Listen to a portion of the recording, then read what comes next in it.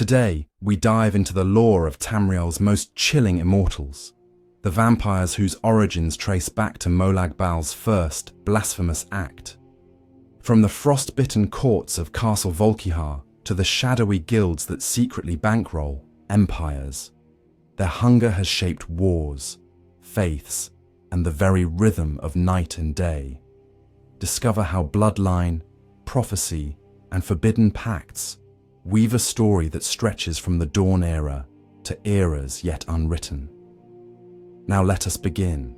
In the dim memory of creation, when the turbulence of Padome had scarcely settled and the Et Arda still strode openly across Mundus, there arose a breach between the ordered tapestry of life and the solemn certainty of death. Among the innumerable pacts and prisons woven by mortal and immortal alike, none proved so insidious, so quietly corrosive, as the night curse that would later be named vampirism. Its seed was sown not through war or covenant of kingdoms, but in an act of desecration that echoed through every age that followed. From this first sundering of flesh and spirit sprang a lineage of hunger that even the divines themselves have never fully undone. It began in a forgotten vale on the rim of the Dawn era, before the temple vaults of Alessia rose, before Nord fleets found the green capes of Tamriel, and well before the Alessian doctrines bent the minds of men. Molag Bal, Molag Bal, to those cautious of mispronouncing the Dread Lord's name, had long delighted in the breaking of law and form. Where other princes sculpted realms as manifest expressions of purpose or whimsy, Molag Bal shaped Cold Harbour into a grotesque echo of Nirn, a deliberate profanation of mortal order. Yet even for the Prince of Domination, there was a frontier still closed to him, the power to steal the continuity of a mortal soul without outright consuming it. In seeking that prize, he found Lamae Bal, a Nedic priestess of modest renown, whose devotion to benevolent Arche made her an irritant to the darker spirits that preyed upon the living. Lamae journeyed to an ancient shrine one mid-year night to minister to sick pilgrims. Molag Bal descended, unannounced and unstoppable, and in the harsh lexicon of the Nedic tongue, the texts record only that he defiled her in profane communion. The exact details are not preserved. Some scribes omit them out of mercy, others out of fear. What all agree upon is that Lamae was left broken and blood-soaked upon the altar stones. Mortals found her at dawn, barely alive, breath thin as mist. They bore her across leagues of hinterland to a humble hearth and waited for Arche's grace to claim her. Night fell again, and with it came a second birth. Her eyes, once soft brown, drew back beneath blackening lids and flared crimson. Her pulse ceased, flesh turning cold, yet her limbs possessed unnatural strength. The record says she rose silently, slaughtered those that had tended her, drank deep of their blood, and fled beneath a lavender moon. In that moment, the wheel separating life from undeath cracked. Lamae Bal, her new title, scorched upon her soul, became the blood matron, first of the vampire line, bride in torment to the king of rape. One may ask how a single cursed wanderer could seed so vast a contagion across continents and centuries, but the truth is that Lamae moved through. The world in an age when borders were smoke and identity was tribe and hearth, not empire. The Merethic tribes that would later coalesce into the early Colovian Needies, the Proto-Bretons of High Rock, and the Snow Elves of Skyrim dwelt in loosely guarded holdings, their sentinels blind to a creature who moved without heartbeat or lantern glow. She studied their rites, her memory of Arche perverted into fascination, searching for new ways to mock the boundary between the living breath and the quiet grave. Each stolen victim rose as thrall and surrogate, their wills shackled by unquenchable thirst. Some followed her, others fled to hidden caves, but all carried within them the stolen gift of eternity. Many scholars improperly localize the first vampires, to Cyrodiil or Skyrim, imagining the curse blooming later beneath the Ayleid white golds, or the dragon cult's sky-bearing barrows. Such precision is impossible. The earliest texts, fragmented clay tablets, birch bark scrolls, and ash-charred Dwemery brass plates, attest to simultaneous outbreaks scattered across Tamriel's rim. A snow elf archivist chronicled pale figures with wolf-red eyes, haunting the caldera shadows of the Velothi Mountains. A Nedic trader in Craglorn recorded whole caravans disappearing at moonrise, their bloodless remains found dangling like wind chimes from juniper. In the misty glades of Valen Wood, Bosmary wraith tales describe children lured by soft singing into thorn hollows, never to return. All point to an unseen walker who drifted from land to land, leaving disciples of fang and chill marble skin. Even the Dwemer, whose reliance on tonal mythoscience seldom recognized Daedric intercession, took note. Stone-etched codices, retrieved from Chuanzel, speak of Anil Tuz, roughly translating to echo of unlife, catalogued alongside pestilences meriting dissection. Brokers of Dwemerite, always eager to pierce new phenomena, captured early vampire specimens. Anatomical diagrams survive.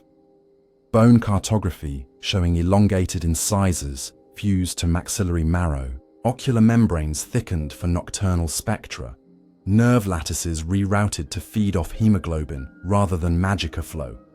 Yet the Dwemer, unconcerned with soul symbiosis, underestimated the metaphysical core.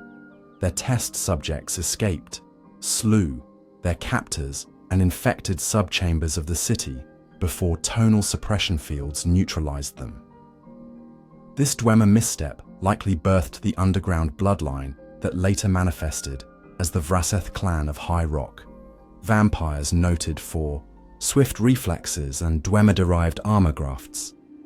Lamae herself did not fade into legend as a wandering spectre. She found sanctuary in whispered caverns beneath Bankarai's sunset mesas. There she founded what came to be known as the Hollow Fang Conjurees, a gathering of her first and most devoted progeny. Their rites diverged quickly from mere blood consumption. They discovered that the soul, torn but bound in undeath, could be stretched further, twisted into Daedric cords that moored them to Cold Harbor. When mortal blood was drained in ritual circles wound with ebony dust, it formed a luminous rope along which Molag Bal cast his gaze. The conjurees became a bridgehead for Cold Harbor's energies, and the air around their crypts shimmered with distant blue frost.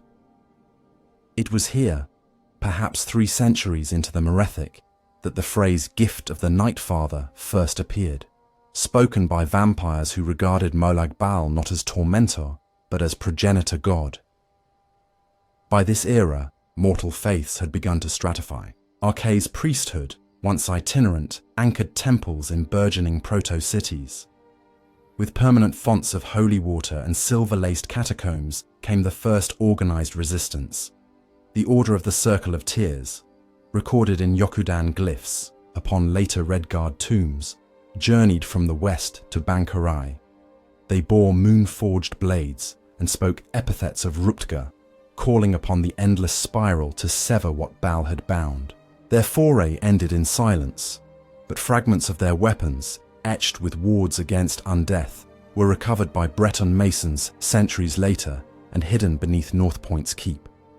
Such relics became core articles for vampire hunters who would arise in lost pockets across Tamriel. Meanwhile, Lamae's progeny multiplied, branching into distinct clans as geography and temperament dictated. In the snow-drenched caves near Druidach Pass, newly infected Nord warriors discovered that their blood retained ancestral frost rites. They learned to freeze their veins to stone hardness, shielding themselves from sun singe at dawn's edge. These became the Volkihar, pronounced Volkihar, named for an archaic phrase meaning frost giant's fang. They saw Molag Bal as distant overlord, but Lamae as near mother, emissary between mortal pangs and Daedric profundity.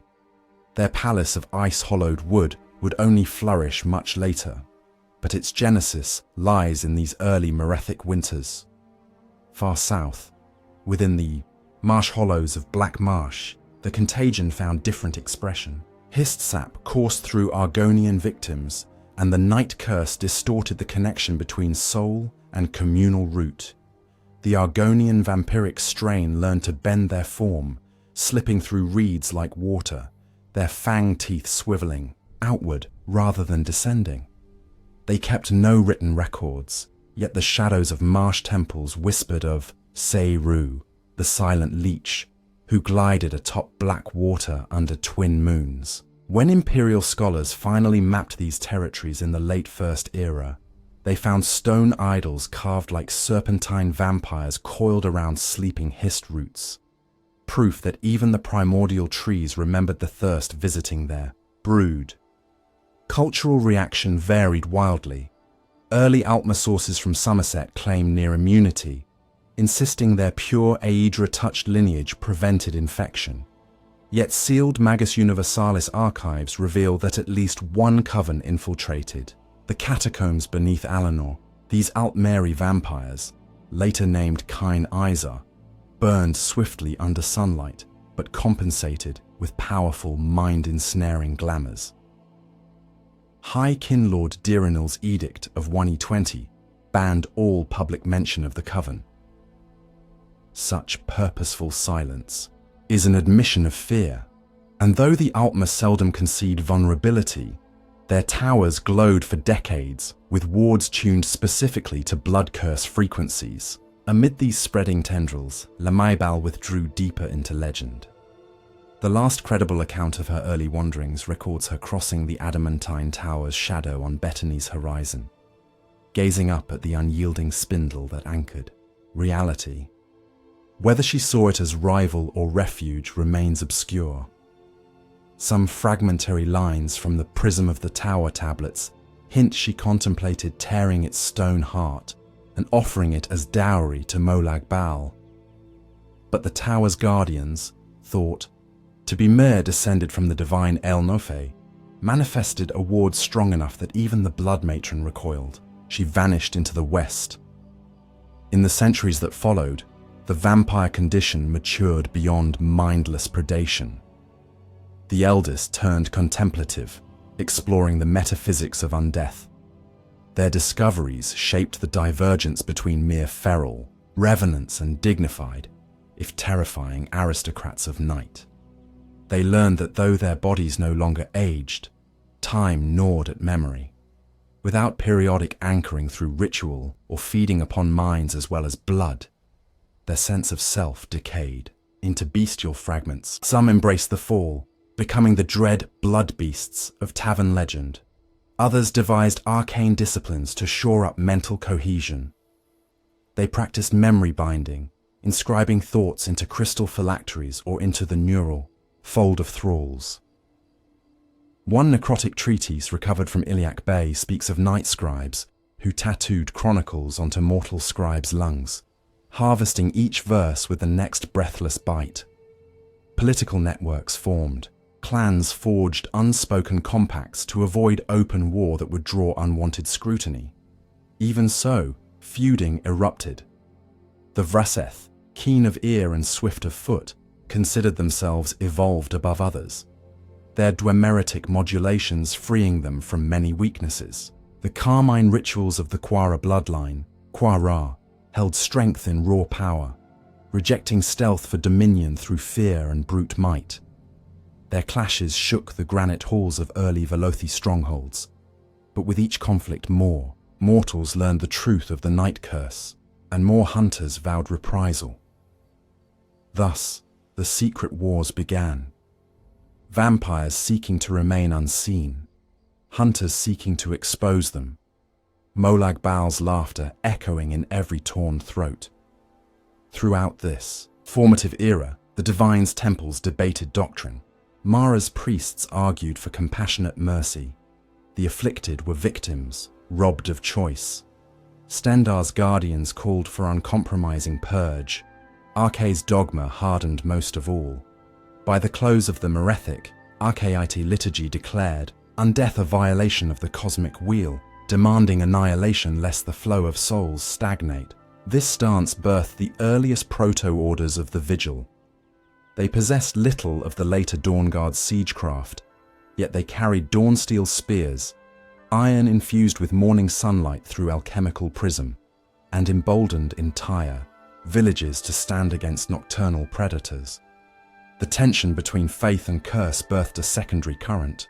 The scholar monks of the ethereal biographers, stationed in hidden libraries, they sought not to fight vampires, but to document their evolution, believing knowledge itself a bulwark. One parchment from their collection records a dialogue with a vampire sage named Vailior, who described Molag Bal's gift as a counterfeit echo of a new ecstasis, immortality resewn with padomaic thread. Vailior claimed that each feeding aligned his soul closer to Cold Harbor, and that when centuries at last ended, his essence would not pass into Aetherius, but remain as chattel among Bal's soul furnaces. Such confessions underscore vampirism's ultimate horror. Its immortality is finite in a Daedric economy, subject to eternal post-mortem enslavement. While isolated communities endured, empires began to stir. Topal the Pilot charted the coasts. Direni hegemony blossomed along High Rock. Nord longboats pushed south into Cyrodiil. With organized states came record-keeping, taxation and census, structures antithetical to nomadic vampire enclaves. Clans adapted. Some insinuated themselves into nascent nobility, forging forged lineages predating their infection. Others retreated underground, into crypts that honeycombed Ayleid ruin and draconic barrow alike. In Cyrodiil, the strain that would become known as the Cyrodiilic Order discovered a singular boon, an arcane assimilation allowing limited daylight tolerance when sated. No scholar agrees on the mechanism. Some point to ritual absorption of Ayleid starlight enchantments, others to alchemical infusion of white gold tower echoes. But its result allowed Cyrodiilic vampires to masquerade among humans, steering politics unseen. Their subtlety would shape the second and third eras, but its seed germinated here. Late in the Merethic, one event crystallized the vampire threat into mortal consciousness: the uprising of the Grey Host. Led by King Styrich, once a necromancer prince, of the Reach, the host comprised both werewolves and vampires allied under a banner of apocalyptic liberation from Arkay's mortal cycle.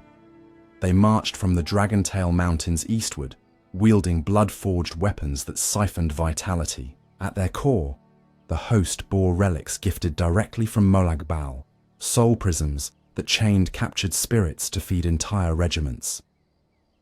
Their incursion threatened early Direni sovereignty and compelled an unprecedented coalition among Breton magelords, Redguard sword saints, and even reluctant Nordic jarls. The climactic Battle of Bankarai Pass, where the host met its ruin through divine strength wards woven by Aiden Direni, and the sacrifice of the Alessian priest Pelin, became a cautionary legend. Although the host was shattered, survivors retreated into cryptic obscurity, scattering seeds of hidden covens. The conflict cemented the perception of vampires as not mere lone predators, but as potential army-swallowing cataclysms. In the quiet after Bankarai, Arkay's dogma spread. Further, the Ashen Forge of Sangrafjord began producing hallowed silvered weapons in numbers sufficient for small garrisons. The swords bore prayer-inlaid channels, directing even an untrained soldier's courage into keen light. Yet for every fortress fortified, a new lair whispered alive. Vampirism's power lay not in open conquest, but in infiltration, in turning a village's night watch, in seducing a jarl's cupbearer, in feeding upon the forgotten and the voiceless. Thus, the first era ended with a stalemate unspoken. Mortals built burning pyres and sang hymns of dawn, while the cursed retreated deeper, perfecting their arts, waiting for cracks in walls of devotion. Behind all these mortal tales, Molag Bal watched, pleased. Cold Harbor became a mausoleum gallery, adorned with petrified remains of devoured vampire souls, proofs of ownership dressed as trophies. Some of Lamae's eldest children met this fate, lured by Bal's promise of elevation beyond mere hunger. Others rebelled, seeking to sever their tether. A few discovered partial methods, fragmenting their soul across multiple vessels so that when Bal reached, he grasped only shards. These rebels formed cabals such as the Unmourned, whose ultimate ambition was to usurp the curse itself, rewriting the night gift into autonomy. Their fates remain unknown. Some say they were erased from time by Bal's jealous rage. Others that they succeeded and exist now as shadow thoughts, free of both Arce's cycle and Bal's dominion. Through each age of turmoil, Lamae Bal's presence receded into myth. Some accounts place her slumbering beneath an onyx cairn in the heart of Cold Harbor itself, embalmed by Bal's own hand. Others claim she still roams Nirn, her thirst refined to spiritual essence, feeding on the aura of mortals rather than their blood. A solitary passage from the scroll Blood Psalm of the Quiet Hearth implies she transcended the typical vampire state, becoming an embodied void that drinks memory itself. What is certain, her initial transgression birthed a lineage that could not be stamped out by blade or sun alone. Tamriel would forever bear the bruise of her suffering, and Molag Bal would continue to revel in the slow corruption of Arce's orderly procession. Thus, the origins of the Night Curse formed a lattice of pain and ambition, a single violated priestess, a Daedric prince's contempt for mortal sanctity, a world too young to defend itself, and an ever-growing brood learning, adapting, and building kingdoms beneath the eaves of light. In the centuries that came, their story intertwined, with every race and region, leaving crimson threads in the annals of emperors and nomads alike. For the Night Curse was never merely a disease of the body. It was and remains a philosophy of power, the assertion that mortality can be denied, that the wheel can be shattered, and that eternity, no matter how parasitic, can belong to those bold or desperate enough to pay its price. From the westward capes of High Rock to the fern-choked deltas of Black Marsh, the Night Curse propagated with a peculiar sensibility, shaping itself to the humours of every province it touched. As mortal cultures diverged, by tongue, climate, and sovereign banner, so too did the bloodlines that carried Lamae Bal's first venom. Each strain became a mirror of the land it haunted, adapting in physiology, temperament, and ritual until scholars could trace a vampire's lineage by the cadence of its speech or the shade of its hunger. To chart these clans is to read an atlas of hidden sovereignties, overlapping the bright cartography of Tamriel with invisible dominions stitched by moonlit covenants and sealed crypt doors. The rocky peninsula of High Rock, ancient cradle of Direnic magocracy and later the feudal Bretons, proved fertile ground for vampiric diversification. Its labyrinth of limestone caverns and ivy-veiled ruins offered refuge, while the region's social stratification allowed predators to nestle inside power structures with deceptive ease. The Vrasith bloodline, born, as legend holds, from Dwemer captives who escaped in Chuanzel, perfected speed beyond normal ken. Their marrow refracted magicka as if through Dwemer lenses, making every nerve spark faster than lightning across a storm loom. They moved like phantoms, leaving only the faint clap of displaced air. Court chronicles whisper of Count Septros, of Shornhelm, a dilettante poet whose verses praise dawn, yet who was never seen under its light. Tracked by an Archaite inquisitor, he eluded pursuit by running vertically along keep walls slick with rain, a feat attested by crossbowmen whose bolts skewered only shadows. Yet swiftness was not the sole hallmark of the western clades. Deeper in the weird-tended forests rose the Lyrizi, subtle and austere. They drank sparingly, almost ceremonially, and cultivated mortal protégés as living libraries. A document from the ethereal biographers recounts an encounter with Lady Marceline Lerezi, whose pallid fingers traced runes upon an oak desk older than Wayrest's charter.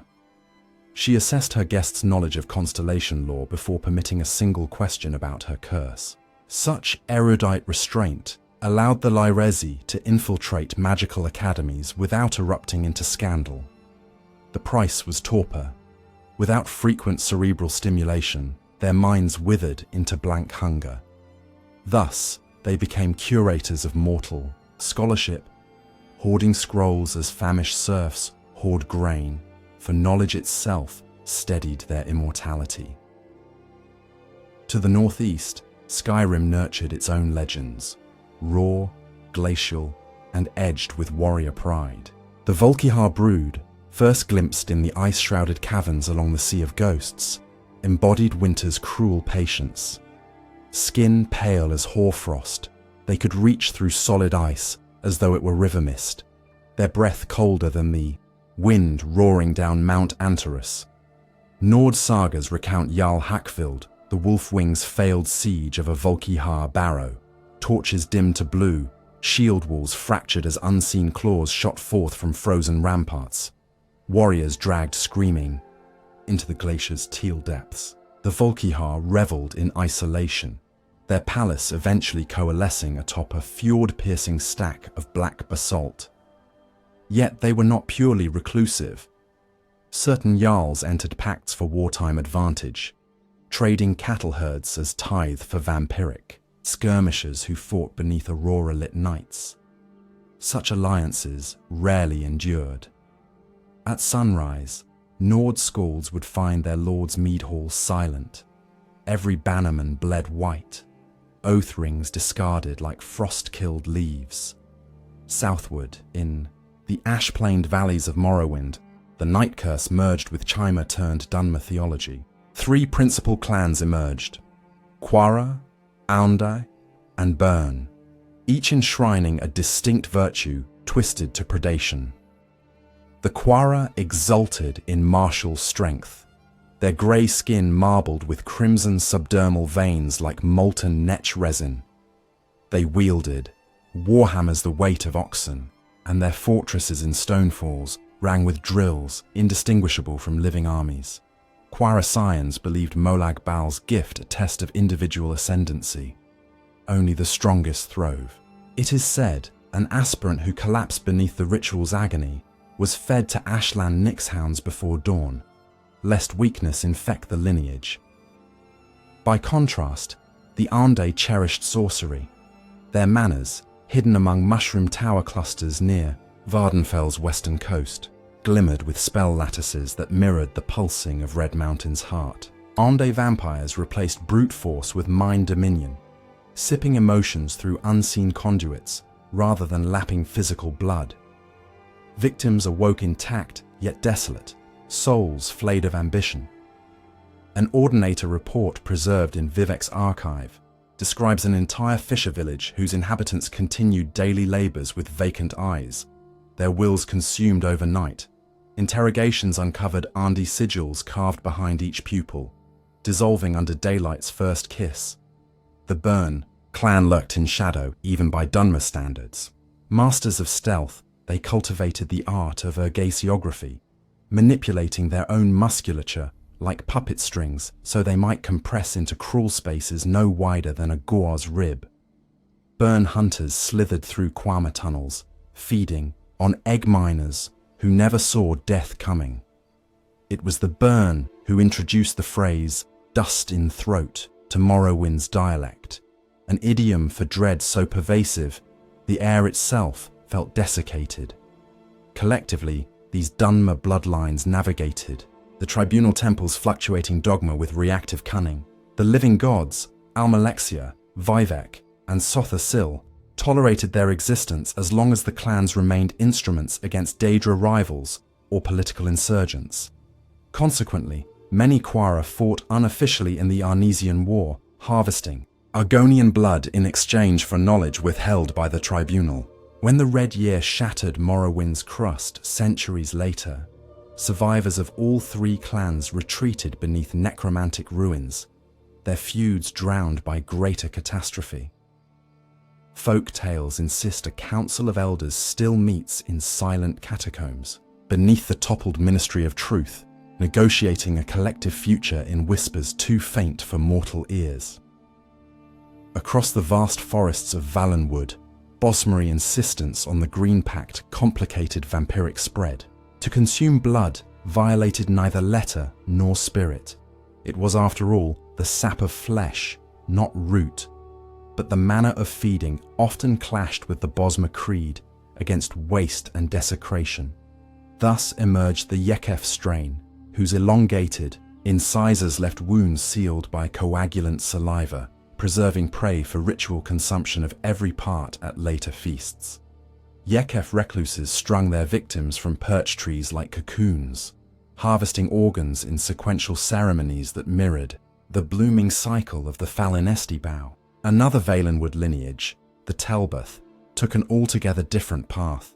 Their bodies, tuned to arboreal magica, sprouted photosensitive slits along arms and neck, letting motes of sunlight nourish them in lieu of frequent kills. They became true sylvan shades, half-rooted to the silverfight ecosystem.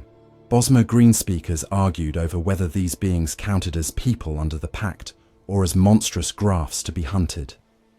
The debate lingers, shaped by contradictory testimonies and the Telboth's uncanny ability to vanish whenever the wild hunt nears. Hammerfell, land of shifting dunes and adamantine honor, bred comparatively few clans, for the Redguard's rigorous ancestor rituals unsettled most undead trespassers. Yet the ashen blood of Tava's prospect gained notoriety. Legends claim their founder, Fahim Aldaru, bargained not with Molag Bal, but with a rogue Ansei spirit bent by revenge. The resulting mutation fueled blood into glass-hot plasma, allowing ashen blood vampires to cauterize wounds at the moment they pierced flesh. Victims died silently. No spray, no stain, leaving behind pristine corpses as clean as desert bones. This discretion suited the warrior princes of Sentinel, who at times employed ashen agents to eliminate court rivals while maintaining ceremonial purity. However, when the Order of the Scarab narrowly exposed a plot to enthrone an ashen puppet king, every known member was hunted across the Alaka. Even today, tied glass traders occasionally unearth a crimson-tinted scimitar, whose hilt is carved to fit a fingerless hand, a relic of the Purge when ashen survivors severed digits to escape magical lineage trackers. Journeying eastward, one reaches the whispering fens of Black Marsh. Argonian physiology posed unique challenges to the Night Curse.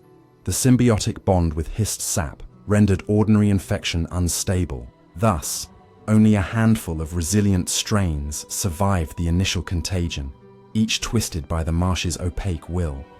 The Seiru remain the most storied. They glide atop water as though bone were willow pith, and their scales darken to midnight, blue, mirroring moonlit pools. Feeding among Cyrodiil tribes posed diplomatic peril. The Seiru therefore preyed mainly on warm-blooded smugglers and legionaries stationed along the Onkobra River. Where their teeth met flesh, victims hallucinated. The Hist's choir reversed. Past, present, and future sung simultaneously until the mind burst. Histories reacted unpredictably. Some wept crimson sap that crystallized into amber fangs. Others withdrew songs entirely, silencing whole villages until the vampire presence passed. Imperial scholars attempting to map Seiru territories often returned with journals filled only with glyphs shaped like serpents devouring their own tales, a madness scribble known as the Endless Maw. Beyond provincial cores, rare micro-strains flickered into existence wherever unusual magics thrived. On Somerset's crystalline shores, the Kine Izar endure in cloistered spires. Altmerry purity rhetoric denied they could exist, yet their glamour permitted subtle infiltration of the Crystal Tower's lesser archives. They fed upon memory rather than blood, siphoning centuries of genealogical lore from unsuspecting savants, leaving no physical mutilation, only sudden amnesia about entire dynastic branches. When the tower fell during the Oblivion Crisis, rumors claim a triumvirate of Kine Izar orchestrated sabotage to conceal their theft of a Dawn Court chronometer, an artifact that measures the etheric pulse of Aldmeri perfection. Such claims remain dismissed in official Somerset annals, their denial of wail as meticulous as any invisibility spell. East of Somerset, across the luminous expanse of the Abyssian Sea, lies the sunken reef where Thras once rose. Slowed necromancy, nurtured an aberrant vampiric offshoot known as the Mortrasin. Neither wholly warm-blooded nor true Mer, these creatures fused slug flesh with Bal's venom.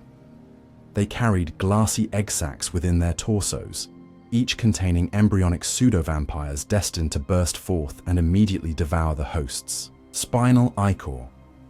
The Mortrasin life cycle lasted but a decade, yet their procreative fecundity threatened coastal populations.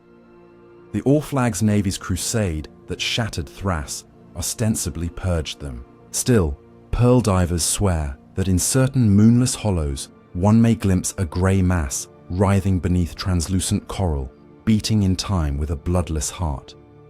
Not every bloodline aligned itself strictly by geography. Some defined identity through philosophy. The Crimson Scions, scattered across Tamriel, saw vampirism as a path to transcendental discipline.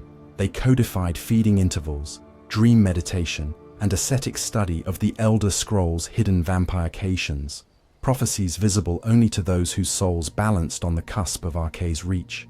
According to Testament of the Third Veil, a Scion elder named Oliveia mapped every eclipse for 3 eras, predicting the Oblivion Gate's exact breach long before Daedric sky tears erupted.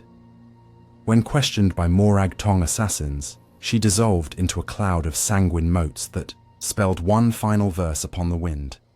Even starlight can bleed.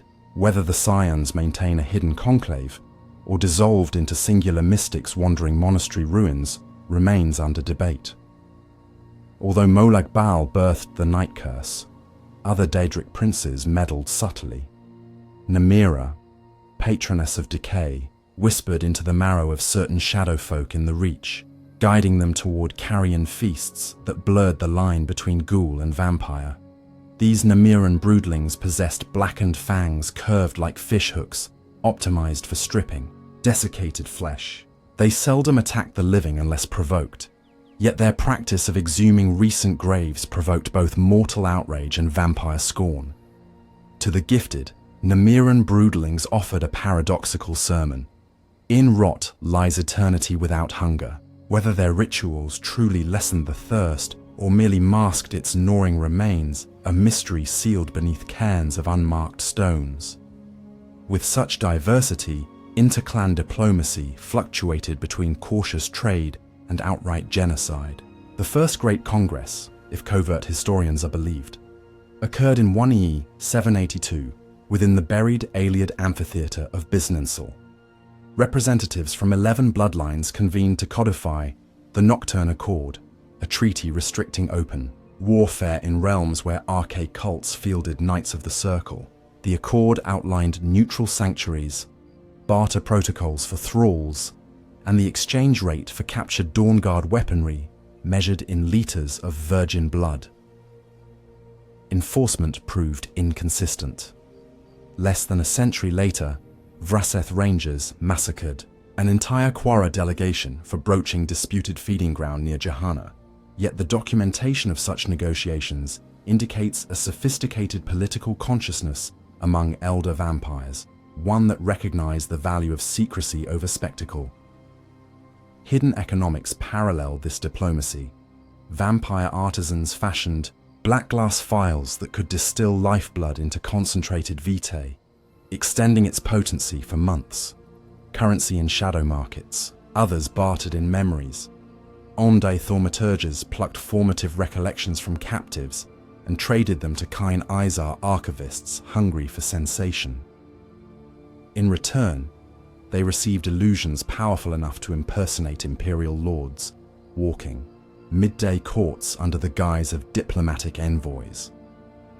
On at least 2 recorded occasions, entire legion cohorts obeyed orders signed by such masqueraders, unaware their general's signature concealed stretched glyphs, spelling Molag Bal's hidden name. Despite intricate webs, clans often fractured internally. When an elder slumbered too long, younger kin vied for dominance. Such schisms produced offshoot strains. The Hollowfang conjuries, Lamae's original order, splintered into the Owls of Dir Koru, scholastics obsessed with lunar eclipses, and the Talons of Blacklight, militants who believed Bal demanded constant territorial expansion. The Owls practiced ritual fasting, claiming that abstention for a lunar month allowed visions of Cold Harbor's hidden chambers. Those who attempted the fast outside their enclave often succumbed to frenzy, devouring themselves within days. The Talons, conversely, bred terror by branding their sigil onto the chests of captured Templars before turning them loose. A Talon's emblem, still smoking upon mercifully dead flesh, became a dread omen to frontier garrisons.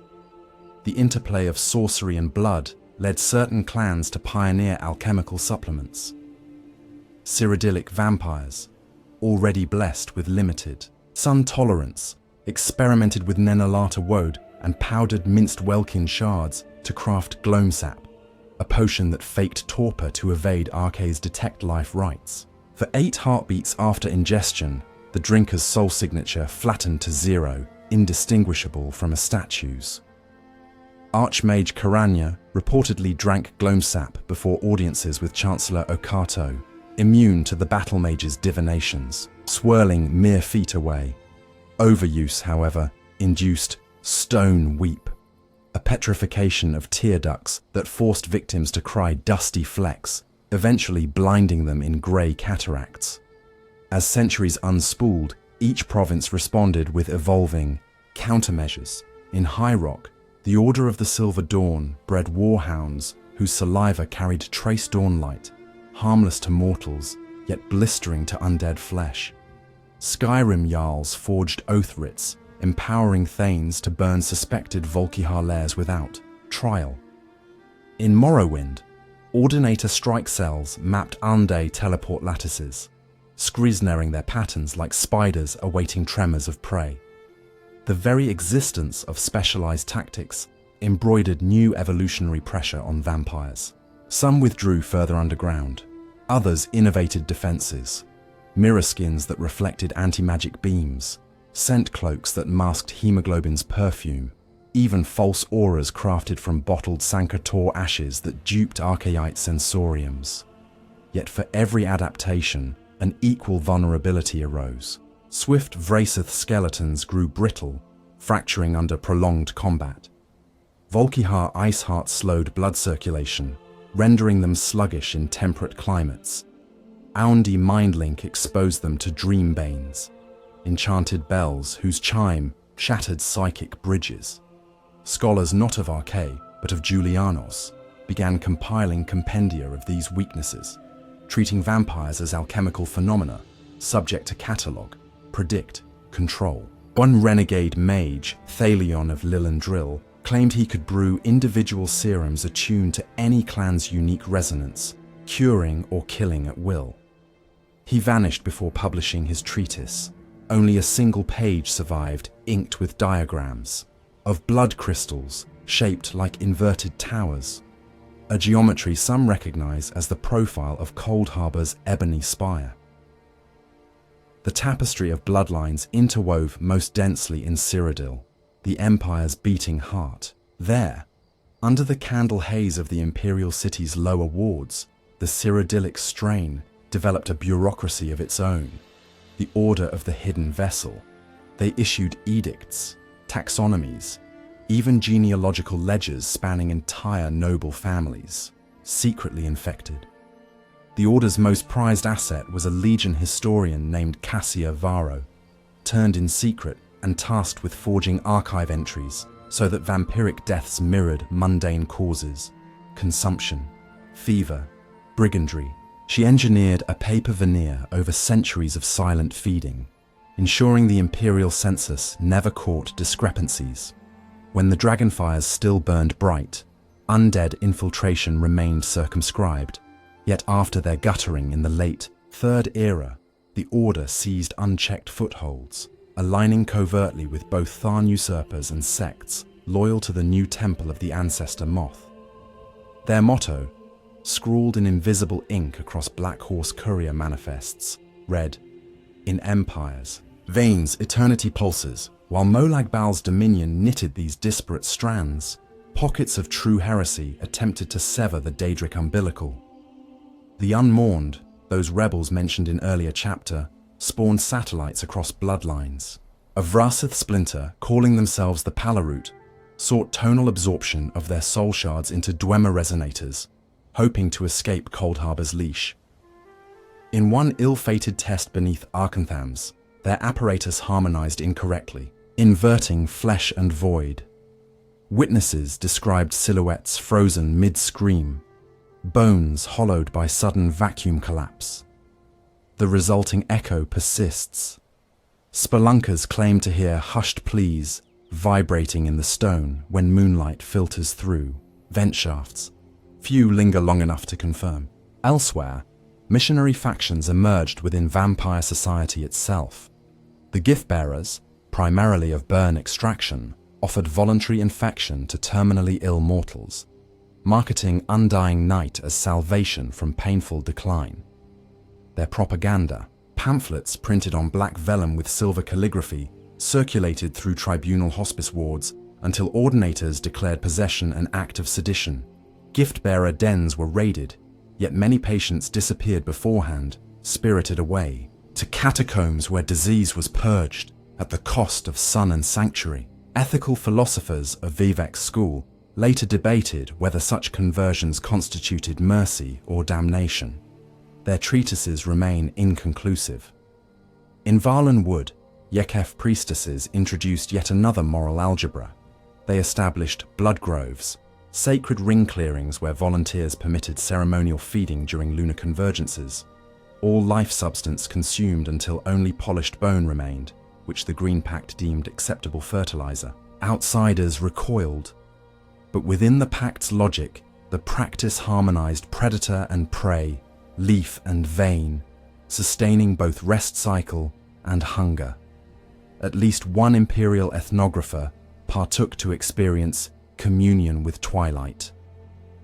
His post-feeding notes, penned by shaky hand before succumbing to thrall stupor, marvel that in the instant of death, he heard every bird of the Varlan canopy singing in reverse, harmonizing with a heartbeat not his own. Though bloodlines differentiated themselves, through myriad rites, one constant bound them: secrecy. The night curse relied on the ignorance of the masses. Yet as Tamriel advanced, roads paved, lamps hung, mage-lit archives open after dusk, concealment grew precarious. Elder vampires established shadow rotas, migratory schedules, shuffling kin between provinces every decade, preventing localized myth saturation. In return, clans shared intelligence on hunter movements via ink-sang letters written in coagulated blood that oxidized invisible until warmed by a vampire's hand. Intercepted missives sometimes reached Dawnguard archives, providing crucial glimpses into an otherwise silent war. One such letter, decoded in Fort Dawnguard's candlelit halls, warned of a planned Andi infiltration of the College of Winterhold, under cover of a new research grant. Forewarned, vigil agents salted the college's main hall with powdered hallowed snow, forcing the would-be infiltrators to abort. The incident affirmed to hunters that the enemy spoke across vast distances, weaving strategy as intricate as any mortal intelligence network. Amid constant adaptation, elder vampires remained acutely aware of their curse's cosmic dimension. Clan chronicles rarely omitted reference to the soul's end fate. Many nourished a secret dread, not sunlight, not silver, but the moment Bal's summoners dragged their spirit chains into Cold Harbor's endless mills. Some sought pacts with Meridia, Daedric foe of undead, hoping her beacon might sever Bal's claim. Such bargains were perilous. Meridia demanded absolute renunciation of feeding, effectively sentencing petitioners to self-starvation. A minority accepted, transmuting into ghost-pale husks known as the hollow lambent, drifting embodiments of penitent hunger. Their glow repelled lesser vampires and hunters alike, a tragic oasis of failed redemption. Despite occasional glimpses of introspection, most clans clung to existence with unrepentant tenacity. The long view suited them. Empires rose and fell, each convulsion offering fresh shadows. In the years bracketing the Rayman Restoration, for example, Vraseth chevaliers posed as liberators of Kolovia, forming nighttime cavalry that ambushed Akaviri holdouts. Citizens hailed them as masked heroes, unaware the black silk concealed eyes lambent with stolen blood. In gratitude, Rayman's treasury furnished these saviors with land grants, inadvertently gifting vampires legal dominion over orchards whose workers vanished by full moon. Yet even immortality bowed to attrition. While individual vampires might persist for millennia, clans waxed and withered according to mortal vigilance and internecine war. The extinction of the Vaj Khajiit strain illustrates this mortality. Once prowling the Tenmar border, they melded Khajiiti moonsugar physiology with bloodthirst, granting euphoric agility at the price of metabolic inferno. Overconsumption of sugar inverted their organs into molten syrup. When imperial tribunes outlawed moonsugar trade in 2E 580, Vaj Khajiit starved en masse, and by the Third Era none remained save brittle parchments scented faintly of burnt caramel, grim keepsakes preserved in Sensual's temple of Two Moons Dance. In contrast, new bloodlines sometimes sprang forth unheralded. During the warp in the west, magical turbulence birthed the Doreni crescent configuration, wherein reality fractured like prismatic glass. Reports surfaced of chronovores, vampires caught mid-apotheosis between timelines, capable of rewinding subjective moments to undo fatal sword strikes. Whether they persist remains unclear. Time Lords of the Sigic Order claimed those anomalies eventually ironed themselves flat, the chronovores never having existed. Still, travelers in Glenumbra rarely linger beneath certain crescent-shaped stone arches, for at their thresholds one hears voices repeating pleas for blood in languages that have not yet evolved. The mosaic of bloodlines thus stands as testament to vampirism's elasticity. No single doctrine or reagent could quell every strain. Hunters learned to tailor tactics, priests adapted liturgies, yet the night curse endured, thriving at the margins of change. In each province, children still whisper tales of red-eyed gestures in the windowpane, of footfalls pacing roofs beneath aurora, of loved ones returned from travel subtly thinner, smiles lingering a heartbeat too long. These stories form the folk memory that warns villages to bar shutters and stoke hearths after dusk. They also serve as inadvertent recruitment, for fear breeds fascination, and fascination draws seekers foolish enough to bargain for endless night. Among scholars, the debate continues. Are vampires merely a symptom of Molag Bal's disdain, or have they become an ecosystem unto themselves, a shadow civilization co-evolving with Tamrielic history? Each clan, with its customs, weaknesses, and ambitions, argues for the latter.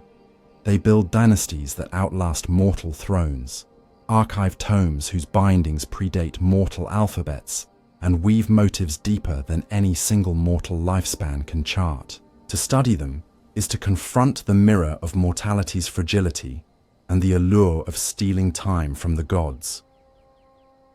As the Second Era drew toward its sundering, and Tiber Septim's banners dreamed yet unsown, vampire society hovered at a precipice. Clans sensed a gathering storm, a convergence of faith, empire, and prophecy that would either drown them in luminous fire or usher them into an age of clandestine dominance. Eyes watched watchfires on distant hills. Talons traced maps where new roads would pierce old forests. Mouths murmured Molag Bal's canticles in preparation for upheaval. For while blood sustains the night, change is the only constant that endures even beyond undeath. And so, beneath moon and star and the deep singe of dawnlight on crypt doors, the bloodlines sharpened their fangs, waiting for history's next vulnerable pulse.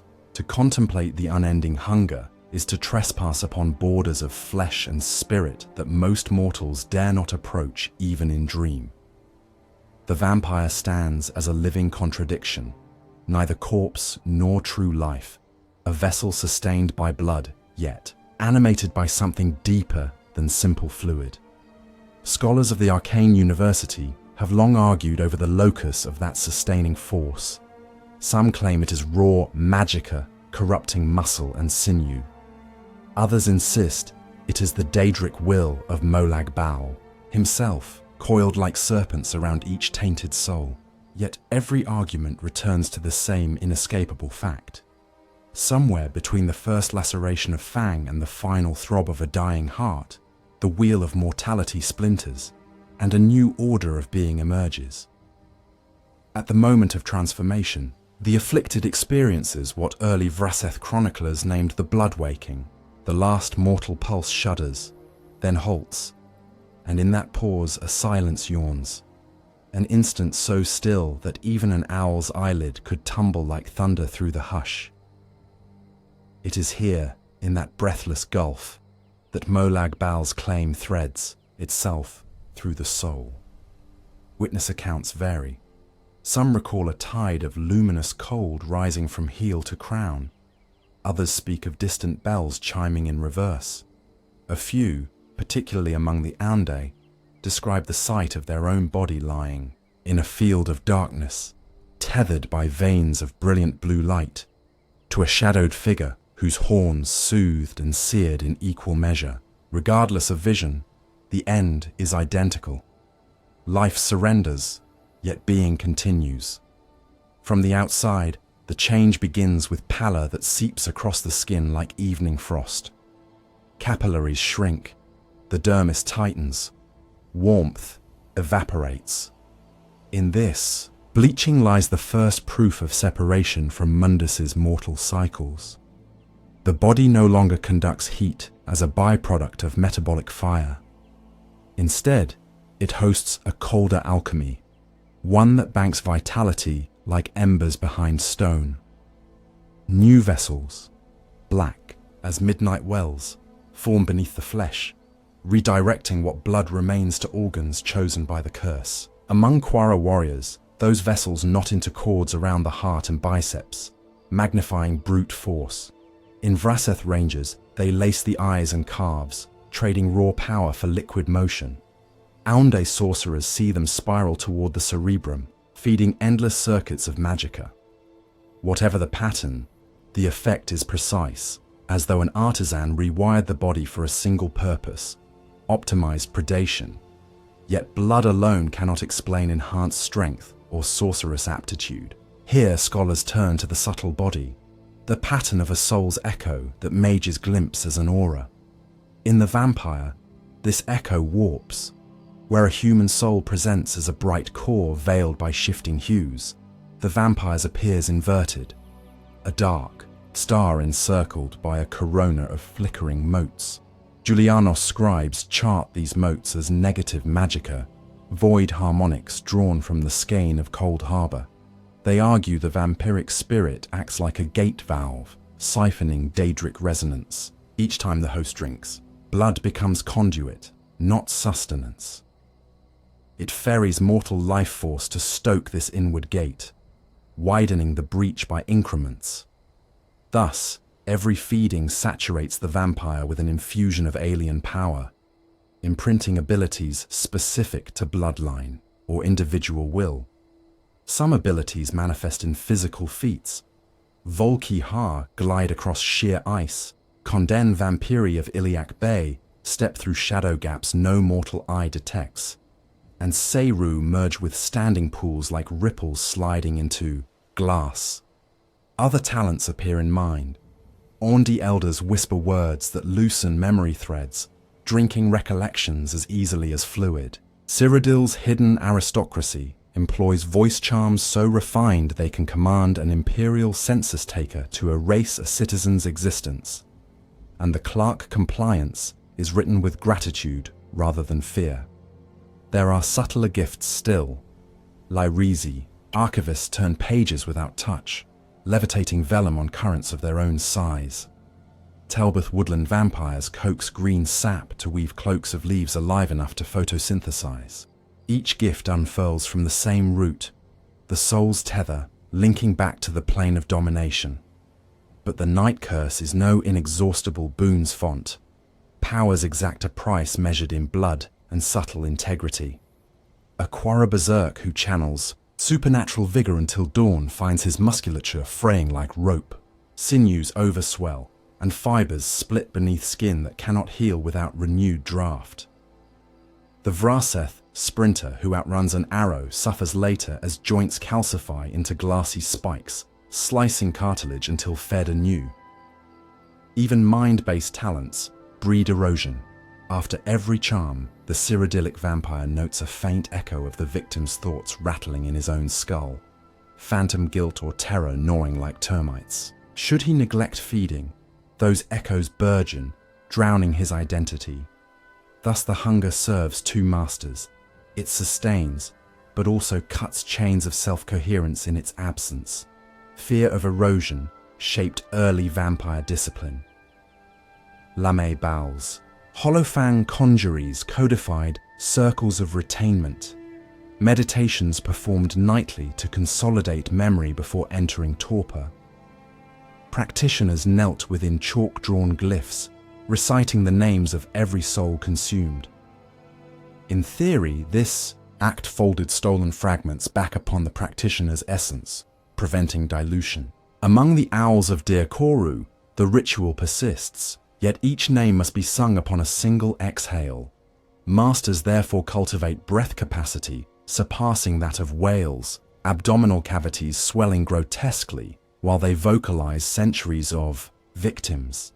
From outside the chamber, the chant resonates like subterranean thunder, a mournful dirge of countless mortal identities, proof that the vampire must forever carry those he devours. If the metaphysics of hunger define a vampire's power, then exposure to light delineates its bounds. Daylight, bearer of Magnus's direct magicka, strikes at the Daedric inversion housed within the undead. When solar spectrum touches cursed flesh, Magnus's resonance clashes with Cold Harbor's substrain, producing essence shear.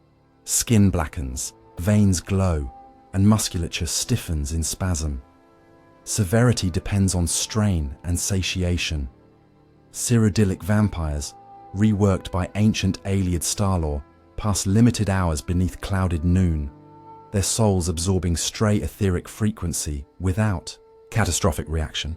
By contrast, Kine Isa of Somerset combust in minutes, magicka disintegrating volatile crystalline blood into burning motes. Legends romanticize this as pure flame. In truth, it manifests as prismatic bursting, shards of self-splintering, outward, burying themselves in soil where grass will never again grow. Certain strains mitigate the effect with reagents. Volkihar concoct Mornward, an ointment of hawker tallow and powdered snowbear lichen, forming a thin ice film across exposed skin. This barrier refracts sunlight, though application numbs sensation and reduces strength by 1/10. Hammerfell's Ashen Bloodline brews sandglass elixirs that filter Magnus's rays within the blood itself, though toxicity slowly vitrifies internal organs. The Andi rely on illusion, bending light around their forms. But should the spell falter, they ignite like parchment. Each solution underscores the frailty hiding beneath immortal bravado. Salted water is another bane. When seawater evaporates, upon skin, salt crystals disrupt the microcapillary channels unique to the night curse, inhibiting immediate healing. Sailors of the Abyssian issue flasks of brine to Navaches. A single splash across a boarding vampire's face fissures flesh into stony plates. More potent still is consecrated salt, obtained from altars of Kinnereth or Zenithar, whose divine resonance severs Daedric threads for hours. The Dawnguard handcraft blessed salt bolts, capable of pinning an elder through shadow armor to a hull plank, until sunrise cleaves final judgment. Of course, vampires evolve contingencies. The more tricin of sunken thras line their translucent skin with mucus layers that trap salt before contact. Burn assassins carry obsidian cleavers to sever arrow shafts and excise contaminated tissue on the spot. But the greatest adaptation involves not bodily fortification but social camouflage. A vampire shielded by thralls and rumour seldom needs proof against salt or dawn. Thus, as forces of the light refined weapons, vampires refined masks. The anatomy of transformation also includes senses sharpened beyond mortal possibility. Hearing widens across octaves, sight dilates until moonlit valleys gleam like midday harbour. Smell, however, remains the sense most commonly exalted. The nose of a hungry vampire passes the air for hemoglobin signature unique to each race. Nords exude iron-rich musk tinged with pine. Khajiiti blood smells sweet, carrying hints of moon sugar. Argonian ichor releases a subtler trace, like wet stone after rain. Distance diminishes the profile, yet an elder Vraseth can differentiate 30 mortal scents at a marketplace, each mapped onto spatial memory like constellations. This acuity drives not only stalking, but scholarship. Lyresi catalogues sample cloths from every Tamrielic ethnicity, training neophytes to track with museum-like precision. But such powers raise a paradox. If a vampire is so attuned, why does he not drown in the cacophony of stimuli? The answer lies in the blood curse's self-correcting neurological architecture. As the senses heighten, a companion mechanism filters noise. This crimson gate, described in Andi dissections, nests within the thalamus. It acts as a baffle, muting irrelevant input and letting chosen signals pass. When starved, the gate falters. Overwhelmed senses flood the cortex. A frenzy ensues. The vampire cannot distinguish between prey and background, lashing blindly. Vigilance. Exploit this by denying captives blood for days, then releasing them into decoy-dense corridors where torch flame and mirrored panels fracture sound and scent. Most ravagers collapse in seizures. A handful break free, but their subsequent rampage lacks method. An easy target for blessed silver. Turning from physiology to the very law of causality, one must confront the tear vampirism rents in Arcae's wail. Ordinarily, a mortal soul departs flesh at death, passes through the outer realms, and is filtered by the god of endings, eventually rotating into Aetherius, or claimed by Daedra, aligned to deeds. The vampire's soul never completes this exit. Instead, it anchors to corrupted flesh by chains of dominion. Arcae's priests note that upon decapitation, a vampire's spirit lingers a span of seconds, as if uncertain, before vortices of black-blue light tug it toward an unseen gulf. The hesitation is measurable. Devices built by Clockwork Adeptus record micro-delays in soul drift, evidence of contest between Bal's snaring and Arcae's rightful claim. That contest underscores every moment of vampiric existence. It is perpetual tension, a metaphysical tug that elongates consciousness like taffy. No wonder older vampires adopt glacial patience. Their very essence is stretched across plains and learns to think in slow tides. The implication is grim. Upon final destruction, a vampire seldom finds peace. Instead, the soul flares once in silent protest as Bal hauls it into Cold Harbour. There, the essence fuses with purple crystal obelisks, soul furnaces fueling the dreadworks of Bal's legions. A few rare texts, smuggled from Civilized warrens, suggest that if a vampire has harvested enough souls through feeding, he may garnish privileges in Cold Harbour, slightly wider cell bars, perhaps the right to torment lesser wraiths. Even in damnation, hierarchy thrives. This fate fuels the heretical science of soul-splitting, the unmourned's quest to divide essence among discrete vessels, hoping to scatter beyond Bal's grasp. The practice begins with extraction of a tallow pearl from the victim's cerebrum during feeding. imbuing it with slivers of vampire soul. These pearls harden into sanguine cores, secreted across Nirn, beneath Dwemer ruins, inside buried egg mines, or sewn into the heartwood of grat oaks. Only through periodic journey to each core can the extractor renew identity cohesion. Success grants partial freedom, but at cost. Should one core be found and sanctified, a wedge of personality vanishes. Unmourned diaries display jarring lacuna, pages where emotion fails or entire languages are forgotten, evidence that risk of fragmentation is no metaphor but biting truth. Parallel to soul-splitting lies the less invasive blood echo technique. By crafting homunculi thralls infused with diluted vitae, a vampire may offload mundanities, account balancing, fortress maintenance, thrall training, into subordinate minds wired for remote control. An elder lies in stately repose, while 10 blood echoes roam markets, eyes shining faint ruby, gathering gossip and coin.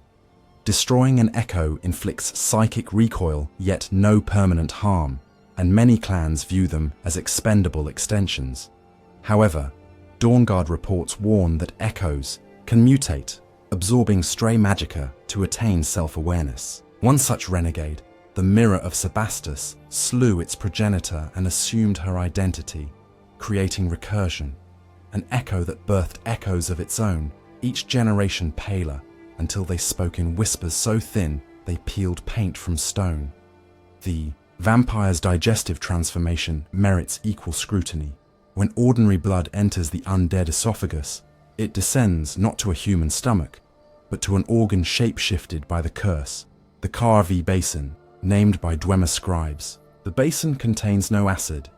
Instead, it hosts colonies of ruby pseudoplasms, symbiotes that break down hemoglobin into magicka-rich lymph. This lymph migrates along new ducts into the heart, where it acts as surrogate for oxygen empowering muscle. Over time, these symbiotes outcompete mortal bacteria, and in the rare case a vampire attempts to consume solid food, the basin rejects it, expelling putrefied slurry. Hence the dry retching that follows a vampire's forced consumption, a favoured interrogation method among vigilants. Thermal regulation also ceases. Vampires do not sweat. Heat dissipates through radiation alone, rendering skin unnaturally cool. Some predators weaponize this. Volkihar elders can sap warmth from prey via touch, drawing calories into their own cells. Victims collapse into hypothermic shock even beneath midsummer sun. Yet such energy lacks the complexity of blood, providing only fleeting strength, akin to sparks off damp tinder. Pain response shifts as well. Nerves remain, yet their signals reroute through an enchantment-like buffer of daedric influence. Immediate pain dulls. However, injuries accrue subtle dissonance along the soul bond. If unhealed by feeding, this metaphysical bruise grows heavy, weighing on the psyche as existential ache. Thus, a vampire long deprived of blood may outwardly function, but his perception is draped in leaden melancholy, a weariness that slows thought. Hunters exploit this by staging skirmishes timed days apart, wound the target repeatedly, deny feeding sources, induce languor, then strike at the nadir. Conversely, Quara berserks court this agony, using it to stoke battle fury, their roars echoing with eons of unhealed grief. The regenerative miracle of feeding unfolds through alchemical wonder. On ingestion, fresh blood disperses via the curvy basin to the heart, where pulse becomes a thunderclap audible inside vampire ribs but faint outside. Magicka-streaked lymph floods injuries, knitting tissue, sealing bone. Within seconds, shallow cuts vanish. Within minutes, severed sinew fuses.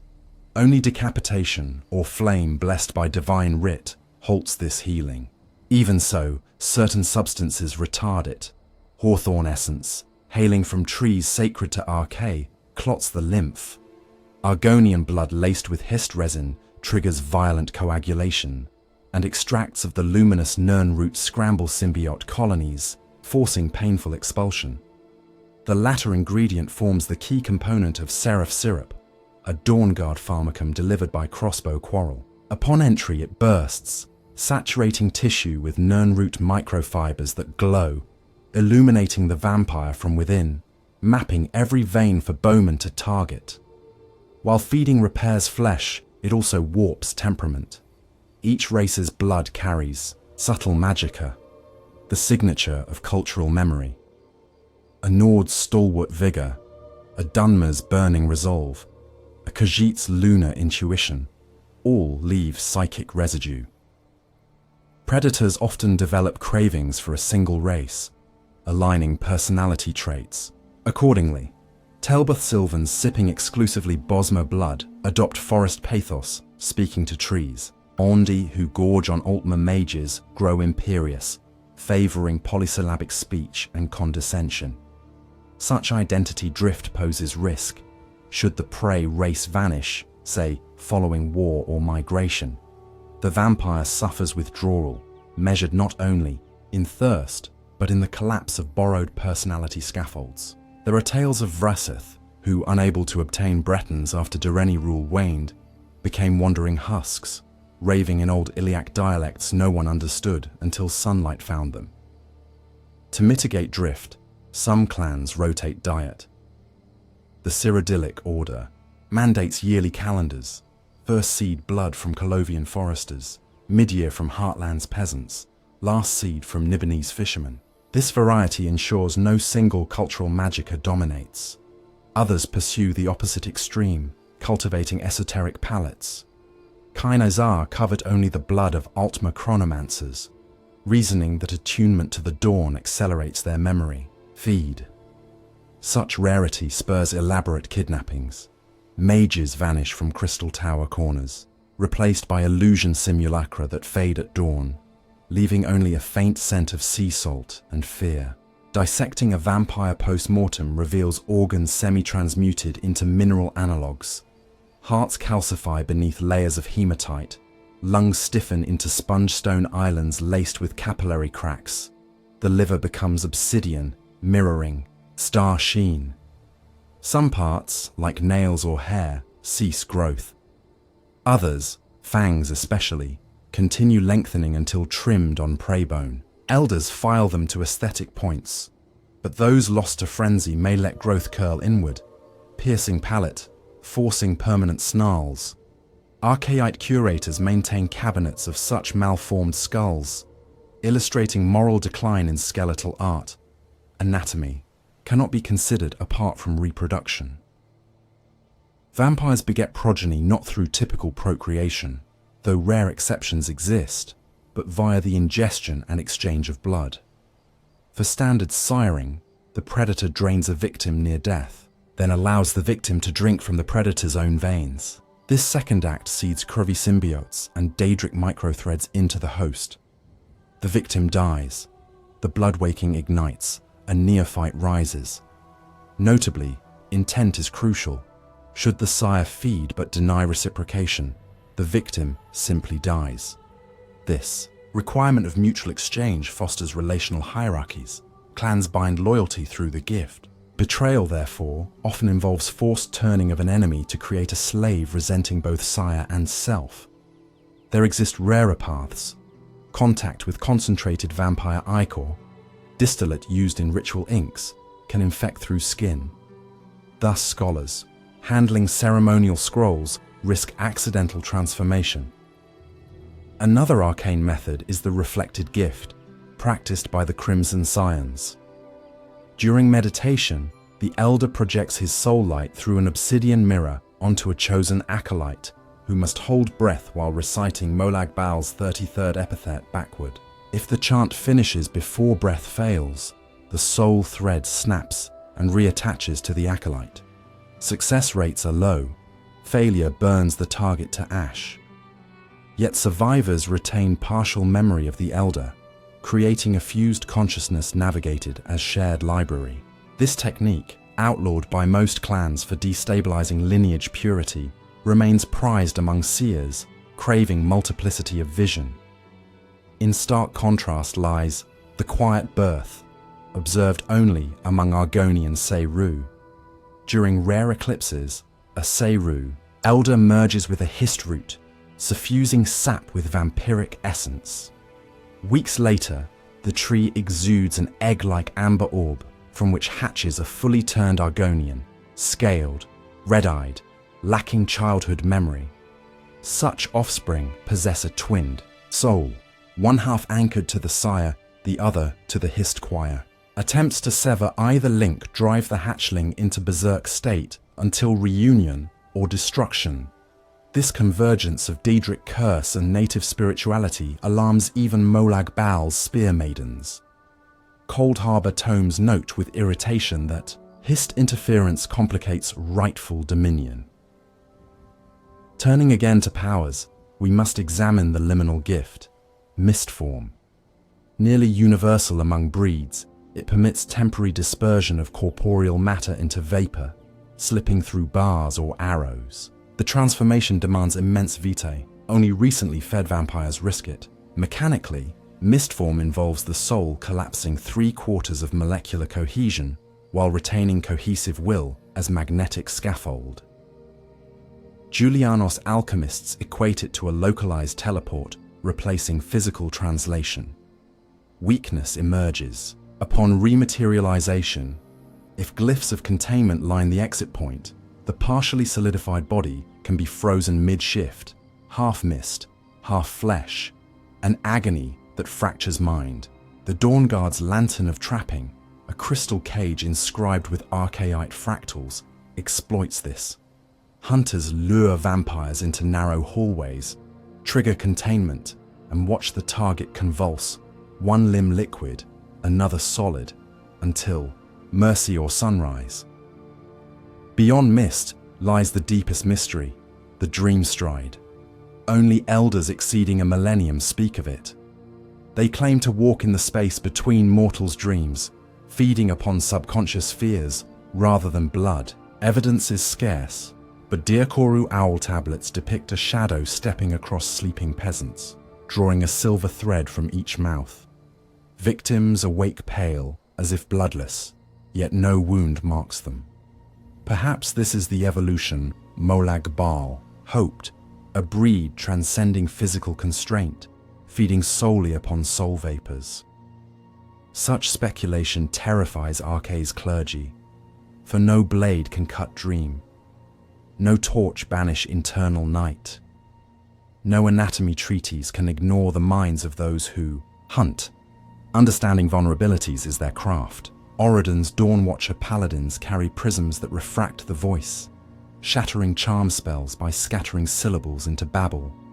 The Redwater Wailers of Skyrim brew Snow Fury, a draught that spikes body heat, masking hemoglobin signature to canine senses. Vigilants of Stendar wield relics that declaim Molag Bal's name forward and backward simultaneously, fracturing the soulgate link for mere heartbeats, long enough to strike. Each advance forces vampire countering. Thus, the curse remains a living system, an arms race woven into Tamriel's fabric.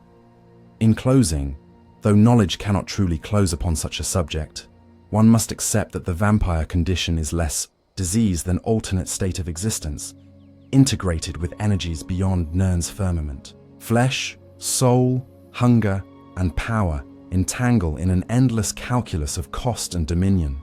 To become vampire is to rewrite the ledger of mortality, trading sun for shadow, warmth for cold insight, finite span for Damoclean eternity. Beneath every heartbeat, stolen lies the echo of chains clinking in distant Cold Harbour, reminders that immortality is but a lease, and rent is paid in blood uncountable. For scholars, the task remains to listen for those echoes, chart them, and perhaps one day uncover the forgotten key that turns each link to dust. Until such dawn arrives, the anatomy of undying hunger will continue to evolve in silence, mirrored in the sleepless eyes that watch the world whenever the moons climb high, and the honest folk of Tamriel drift into dreams they pray remain untroubled by the soft shuffle of cold feet at their bedside. the first tremor of clandestine power rippled through Tamriel, not with armies, but with ink, sealed wax, and whispered promises beneath torchlit colonnades. In the twilight, centuries after the Grey Host's defeat, vampire elders learned that the straight path of conquest met a wall of dawn-lit blades. But parchment moved across borders where soldiers could not. They turned their attention to chancelleries, treasuries, and brittle egos of mortal rulers whose ambitions already gnawed at the curb of conscience. A letter delivered at the right dusk, scented with lilac to mask the faint copper of vitae, could bend a barony more reliably than a siege tower. Thus began the Quiet Dominion, a period of shadow governance stretching from late Merethic reckonings into the heart of the First Era. The unrecorded reign of lords who never sat on thrones, yet for whom thrones obediently shifted. Behind the facade stood councils unknown to mortal heraldry. The earliest and most subtle of these was the Night Conclave of Nalin-Ur, convened in abandoned Ayleid underways beneath what later became Coral.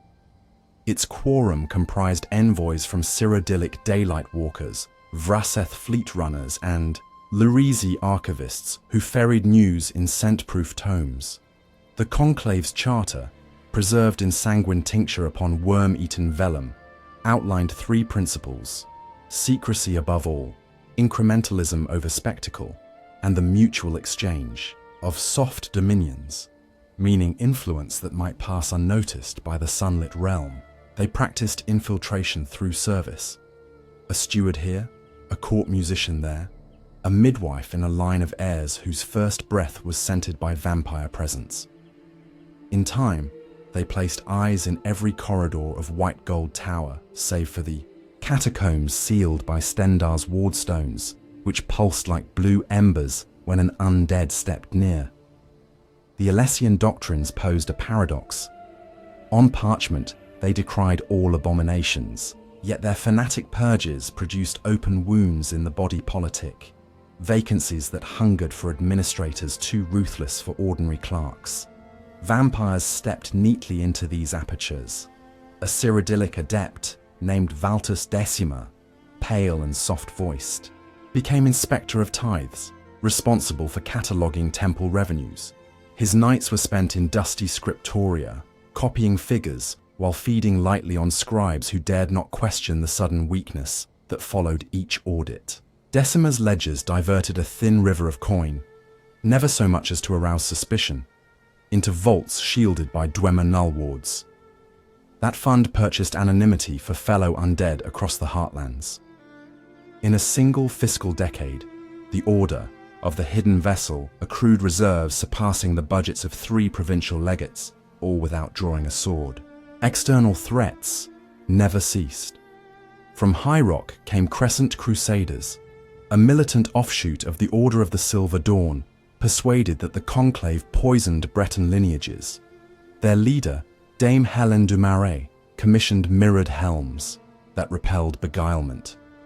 She rode with a retinue of warhounds whose collars dripped alchemical garlic oil, its reek so fierce that even mortal camp followers gagged. Helene's campaigns burned 13 suspected lairs between Bankarai and the Braina River, yet success sowed arrogance. One frost-starred evening, her column camped among standing stones that channeled residual Ayleid starlight, a resource long tapped by Cyrodiil's sun-tolerant strain.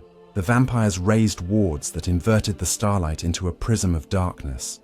Within it, Helene's hounds cowered, muzzles bleeding from ruptured scent glands. She ordered a retreat but found each compass direction mirrored by false constellations. Dawn revealed the Crusaders sprawled in a circle, throats incised so delicately that snow remained white. Helene herself rode onward, but chroniclers note her eyes shone opal blue, and her devotions henceforth praised not Stendar, but a father of deeper night. Where direct confrontation failed, other factions pursued espionage. During the last years of the Alessian Empire, the Barsaban Compact, a cabal of Khajiiti diplomats secretly enthralled by Lyrizi emissaries, brokered textile tariffs unfavorable to Colovian merchants. These ruptured trade lines starved garrisons posted along the Gerald border. In their fevered hunger, soldiers sold ancestral armor for crusts of bread, and so prized relics filtered into black markets maintained by Vraseth fences. Each cuirass, vambrace, and ceremonial helm forged of dawn steel was shipped to hidden forges near Shornhelm, smelted, and reforged into dawn-resistant sigils now adorning subterranean hallways. The Empire lamented only economic slack, never perceiving the strategic loss. Northeast in Skyrim, Clan Volkihar underwent metamorphosis from reclusive hunters to political actors. The change began with High Lady Serana's quiet tutelage under wandering monks of Julianos, whose wisdom she drained along with blood. She learned mortal law, the algebra of oaths, and the fragile engine of Jarldom that required constant stoking of honor and fear. When High King Borgus's death threw succession into turmoil, Serana dispatched thralls disguised as heralds to rival jarls, each bearing contradictory decrees sealed with plausible wax. Miscommunication fomented skirmishes whose cost in men and morale carved new feeding grounds across the Pale. Some jarls later swore they had glimpsed her pale silhouette upon distant parapets, as if the snows themselves conspired with her court. Historians attribute the ensuing decades of the War of Succession solely to Nord temperament, blind to icy strings plucked from Castle Volkihar's silent halls, yet secrets seldom remain unchallenged. The Dream Sleeve occasionally whispered warnings to mortal sensitives. One such was the prophetess Astinia of Kvatch, whose night visions swarmed with taloned silhouettes perched upon battlements. She embarked on pilgrimages, preaching that the Pale Lords drink kingdoms like goblets. Her sermons stirred alarm enough that an imperial magistrate convened an inquiry. The hidden vessel responded by turning the prophetess herself. She vanished a fortnight and returned serene, declaring her nightmares cured. Parishioners rejoiced, and Astinia's new creed urged calm acceptance of destiny. In private, she fed only on those who doubted her revelation, thinning the skeptical ranks. Thus, forewarning transformed into deeper shadow, illustrating the Conclave's maxim that the sharpest blade is a silenced tongue. Across the Iliac Bay, Direni ascendancy collided with Vraseth ambition. The mage lords of Balfira kept orchards of crystal that absorbed welkind resonance. They could scry a needle in Hammerfell from their towers. Vraseth couriers, swift enough to outrun hawks, attempted a relay of false scry signatures aimed to decoy Direni battle mages toward phantom Quara incursions. Unfortunately for them, the Direni relied on more than sight. Their spellcraft tasted the resonance of each magicka plume. The trap inverted.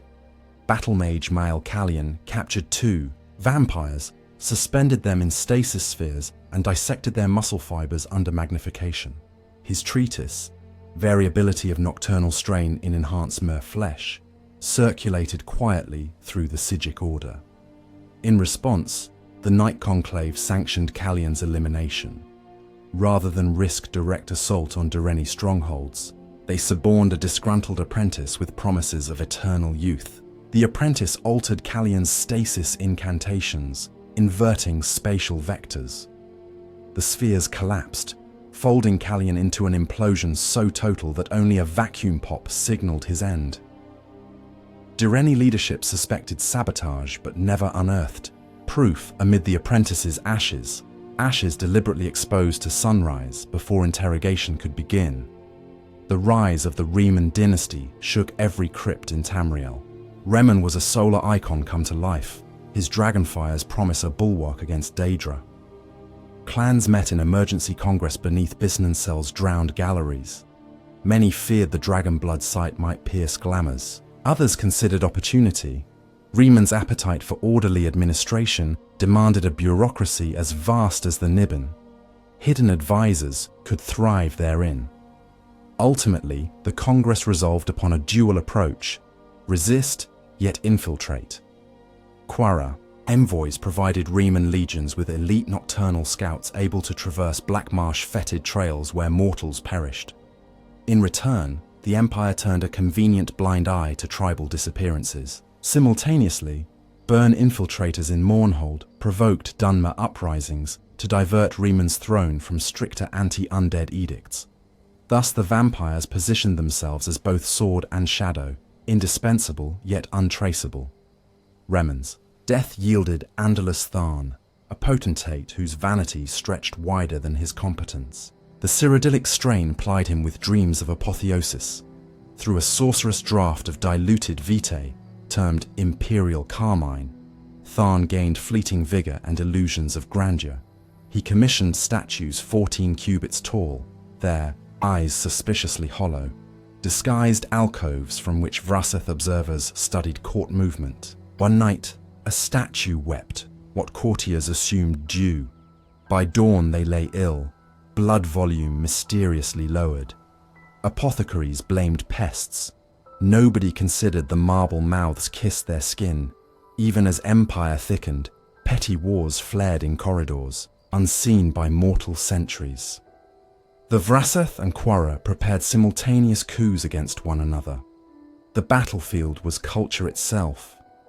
Vraseth balladeers seeded taverns with songs painting Quara as mindless beasts. Quara agents staged, massacres leaving Vraseth sigils at the scene. The ensuing misinformation swept Dawnguard chapters into frenzy. In Faerûn, an entire Vraseth brood was slain by hunters wielding Quara-supplied dossiers. North of Dragonstar, Quara elders met identical fate after vigilance acted upon Vraseth-forged confessions. Only Lyrizi archivists endured untouched, having promised both sides strategic misinformation to stoke conflict until attrition served the Conclave's ideal balance, no clan strong enough to dominate. Clandestine machinations rarely remained purely bloodless. In the wild reaches of the Reach, remnants of the Grey Host stirred beneath cairns of broken antlers. Their leader, a revenant named Winchar the Twice-Broken, detested the Conclave's subtlety. He dreamt of resuming the host's march, this time bolstered by Daedric engines stolen from Mehrunes Dagon cultists. Winchar's forges birthed iron golems bound with vampire hearts, their plates etched in runes that bled mist. When testing commenced, the golems lumbered across Reach valleys, devouring bears for lubricant. Word reached Cyrodiil's hidden vessel, which feared open war would unveil every shadow carefully kept. With bribery futile, they deployed a rare weapon, Memory Plague. Lyrizi scholars distilled fragments of Arkay's funerary hymns into crystalline spores, each note a mnemonic virus. Inhale one, and one recalled every death ever witnessed simultaneously. A psychic overload. Conclave rangers scattered the spores upwind of Winchar's encampment. By dawn, his followers lay curled, clawing their faces as they relived centuries of screams.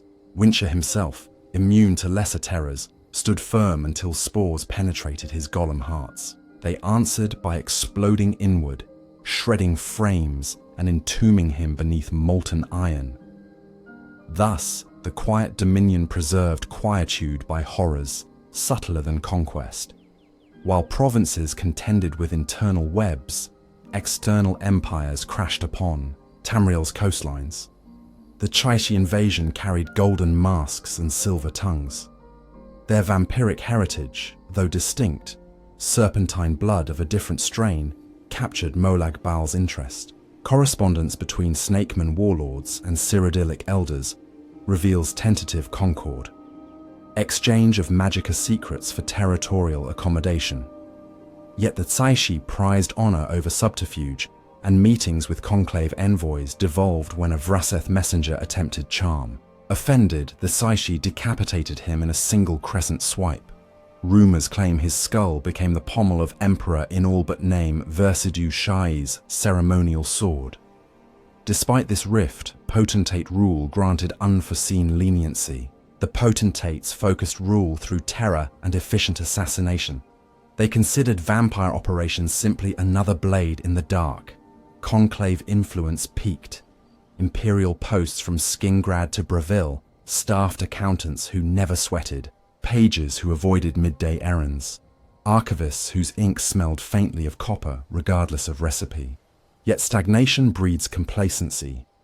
One ledger clerk forgot to apply nightly perfume and was smelled by a temple acolyte attuned to the copper note of sacrificial altars.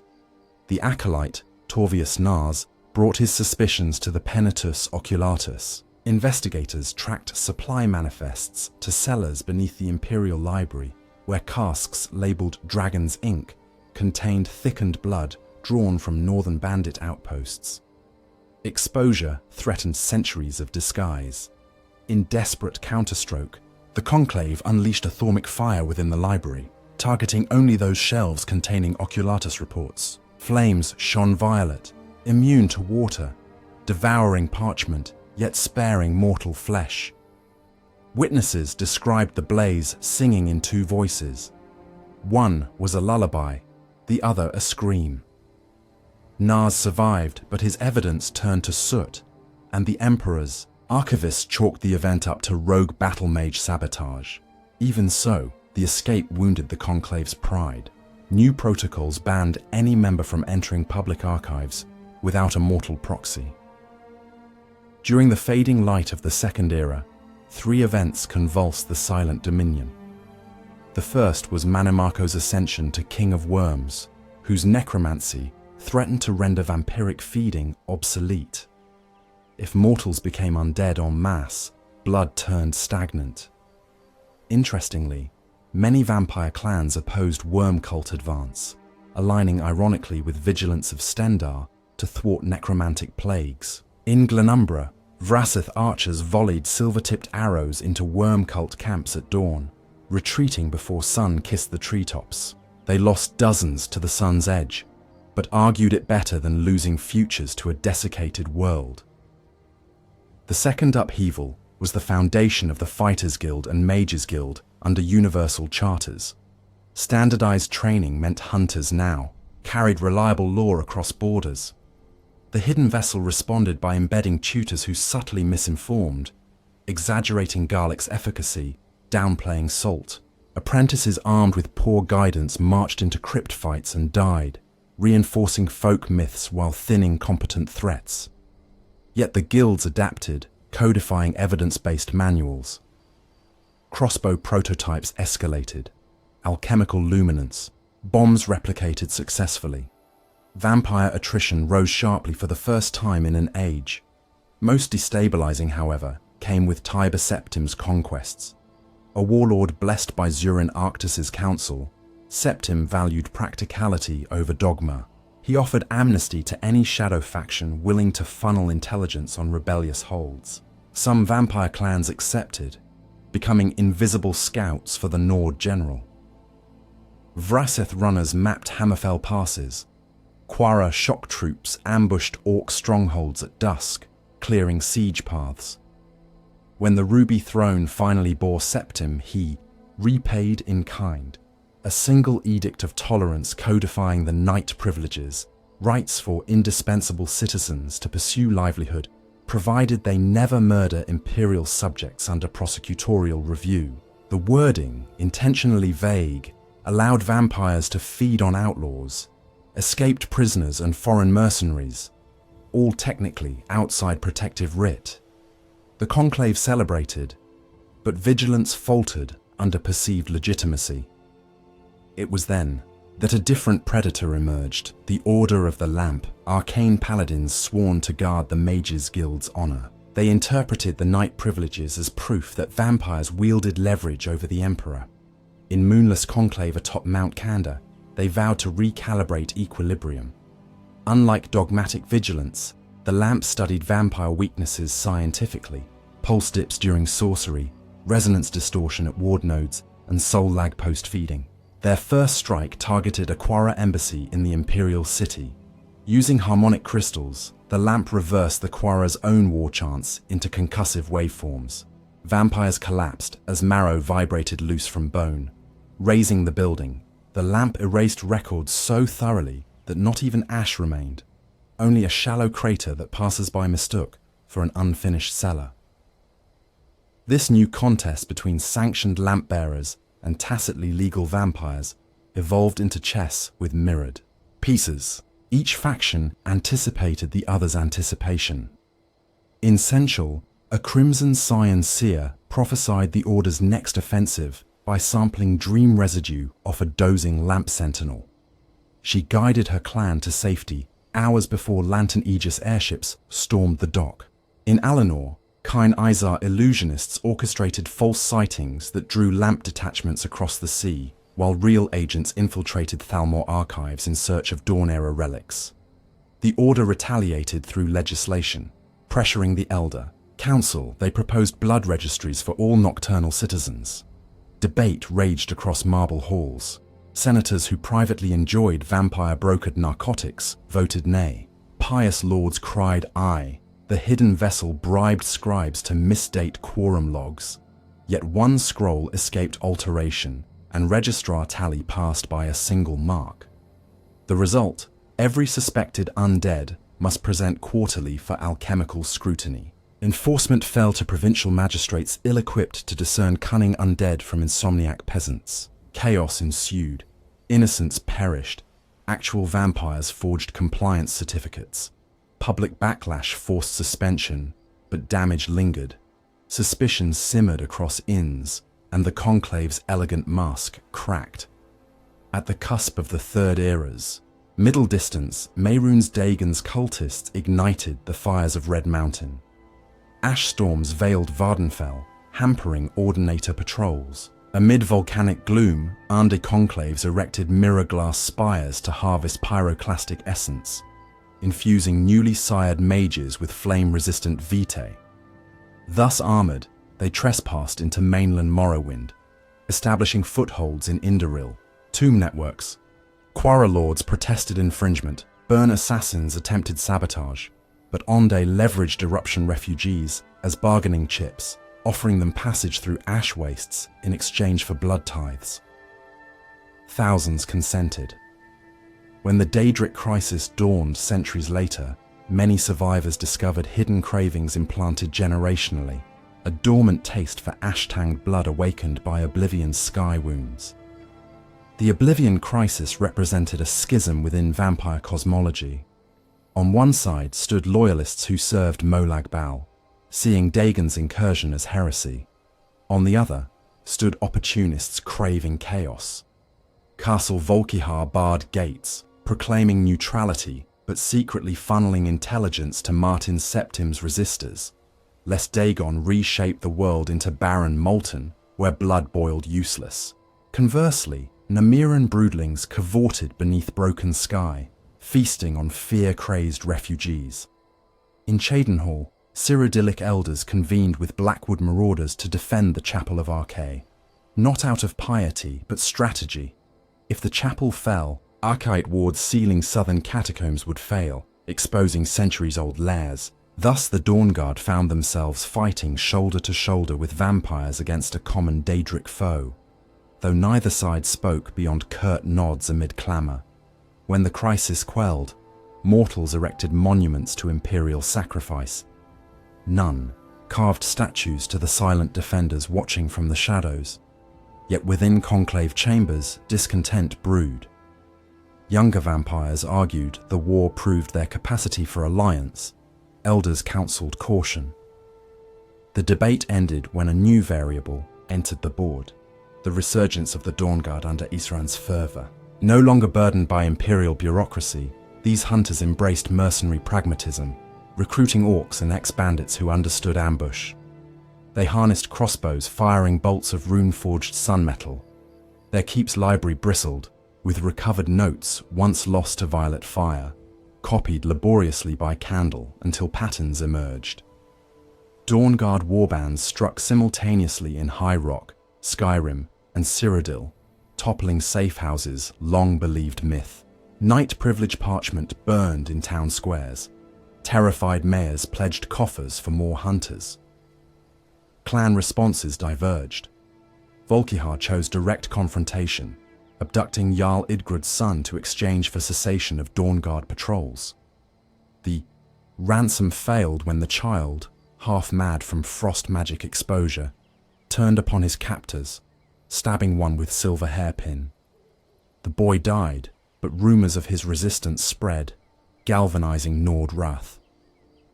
Meanwhile, the Lyresi attempted diplomacy, offering ancient Aeliad tomes to imperial scholars in trade for amnesty. Couriers never arrived.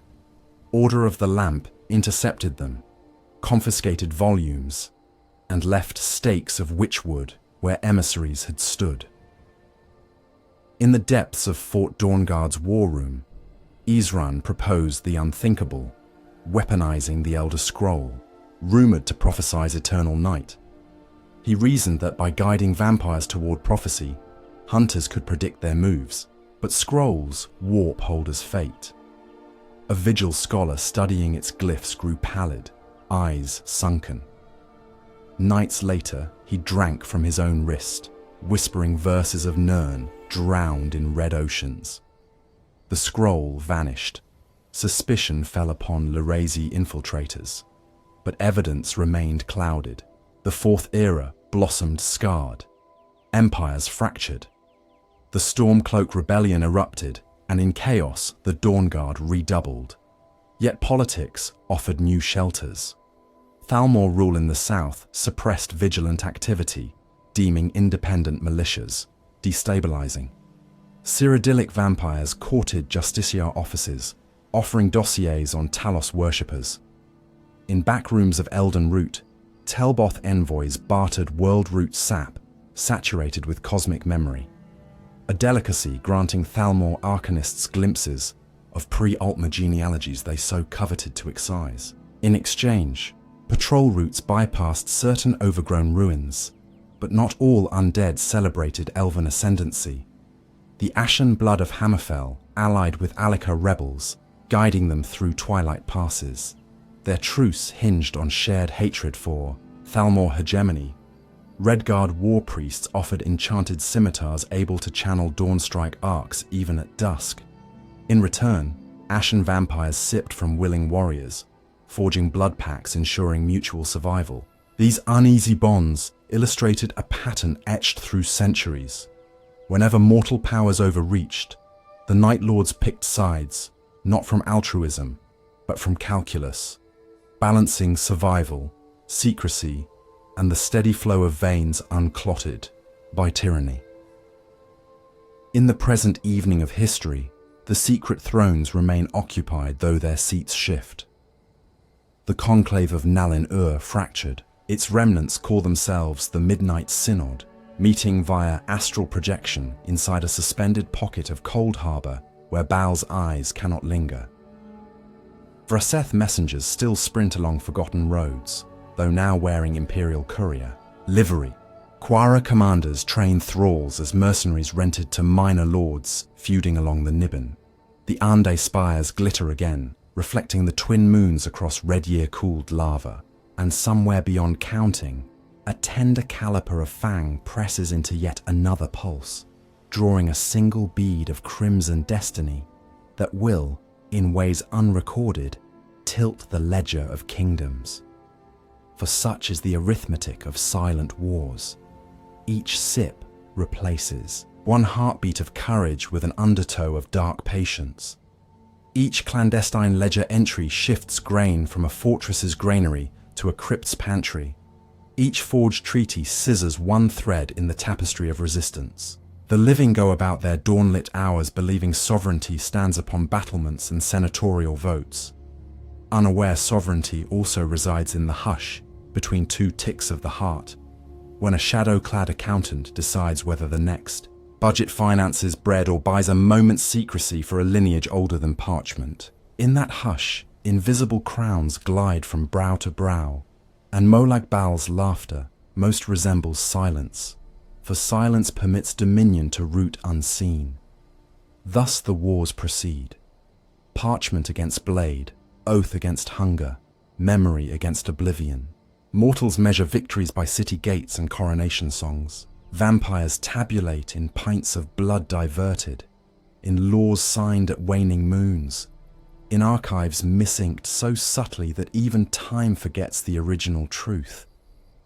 Where the two histories overlap, ruin blossoms like nightshade, each petal a name struck. From ledgers, each sent a whisper, instructing the next clandestine council to adjourn, relocate, and continue sipping the empire dry, one quill stroke at a time. Where coin and crown yielded to cunning, the hidden history of the night curse coiled deeper still, threading itself through altars, prophecy, and the quiet mathematics of souls. Every temple floor, no matter how bright with incense or hymnal candlelight, cast shadows where questions lingered. Why did Arkay's covenant of passing fail against certain revenants? By what right did Molag Bal first pierce the skein, binding, an immortal thirst to mortal flesh?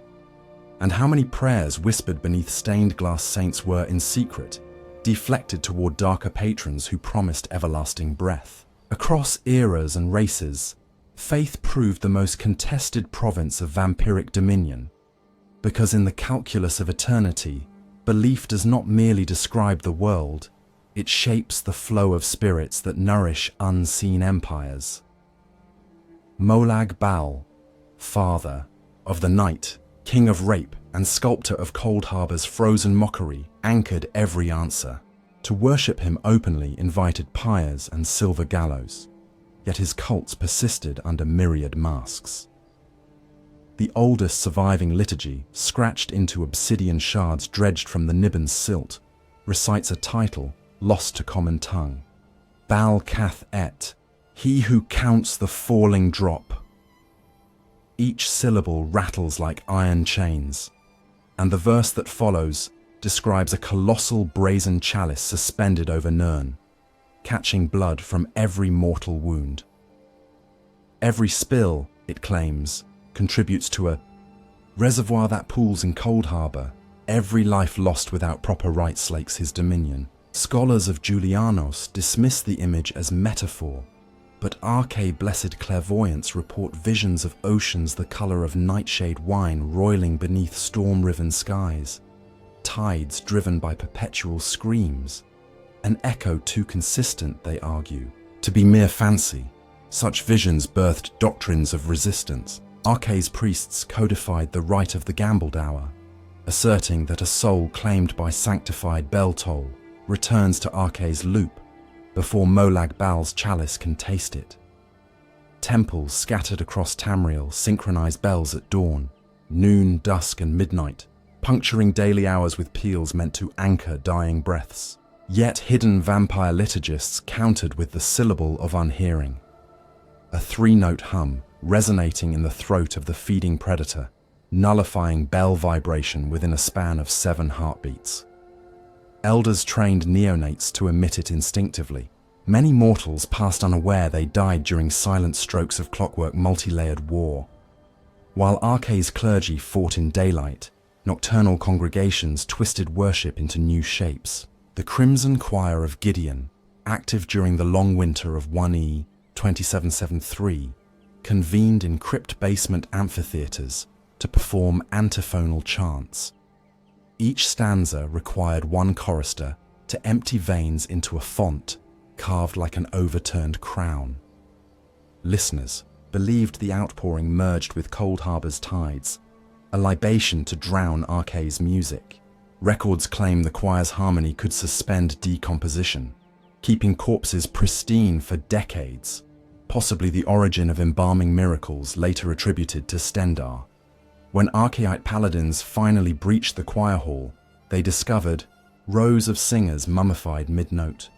Their eyes, though dry and black, reflected torchlight like wet mirrors. The blood font lay dry, yet the stone bowl rang with tremors, as if some vast entity far below still drank. In Valen Wood, Green Pact druids faced an altogether different dilemma. The Yifra Blessed cycle insisted that flesh return to root. Vampirism froze that exchange. Bosmary theologians argued whether cursed kin should be offered to the Wild Hunt as forced reclamation or spared as witnesses to Yifra's next refrain. Vampires exploited debate, establishing the grove of reversed sap, a glade where saplings grew from inverted corpses staked headfirst into soil. Each trunk twisted into pale bark, leaves red-veined as if blood flowed upward. Green speakers, who cut such wood, found it whispered during carving, offering secrets in exchange for untouched marrow. Pieces of these crimson boughs later surfaced as handles for Dawnguard war axes, their mutter quieted by layers of consecrated wax.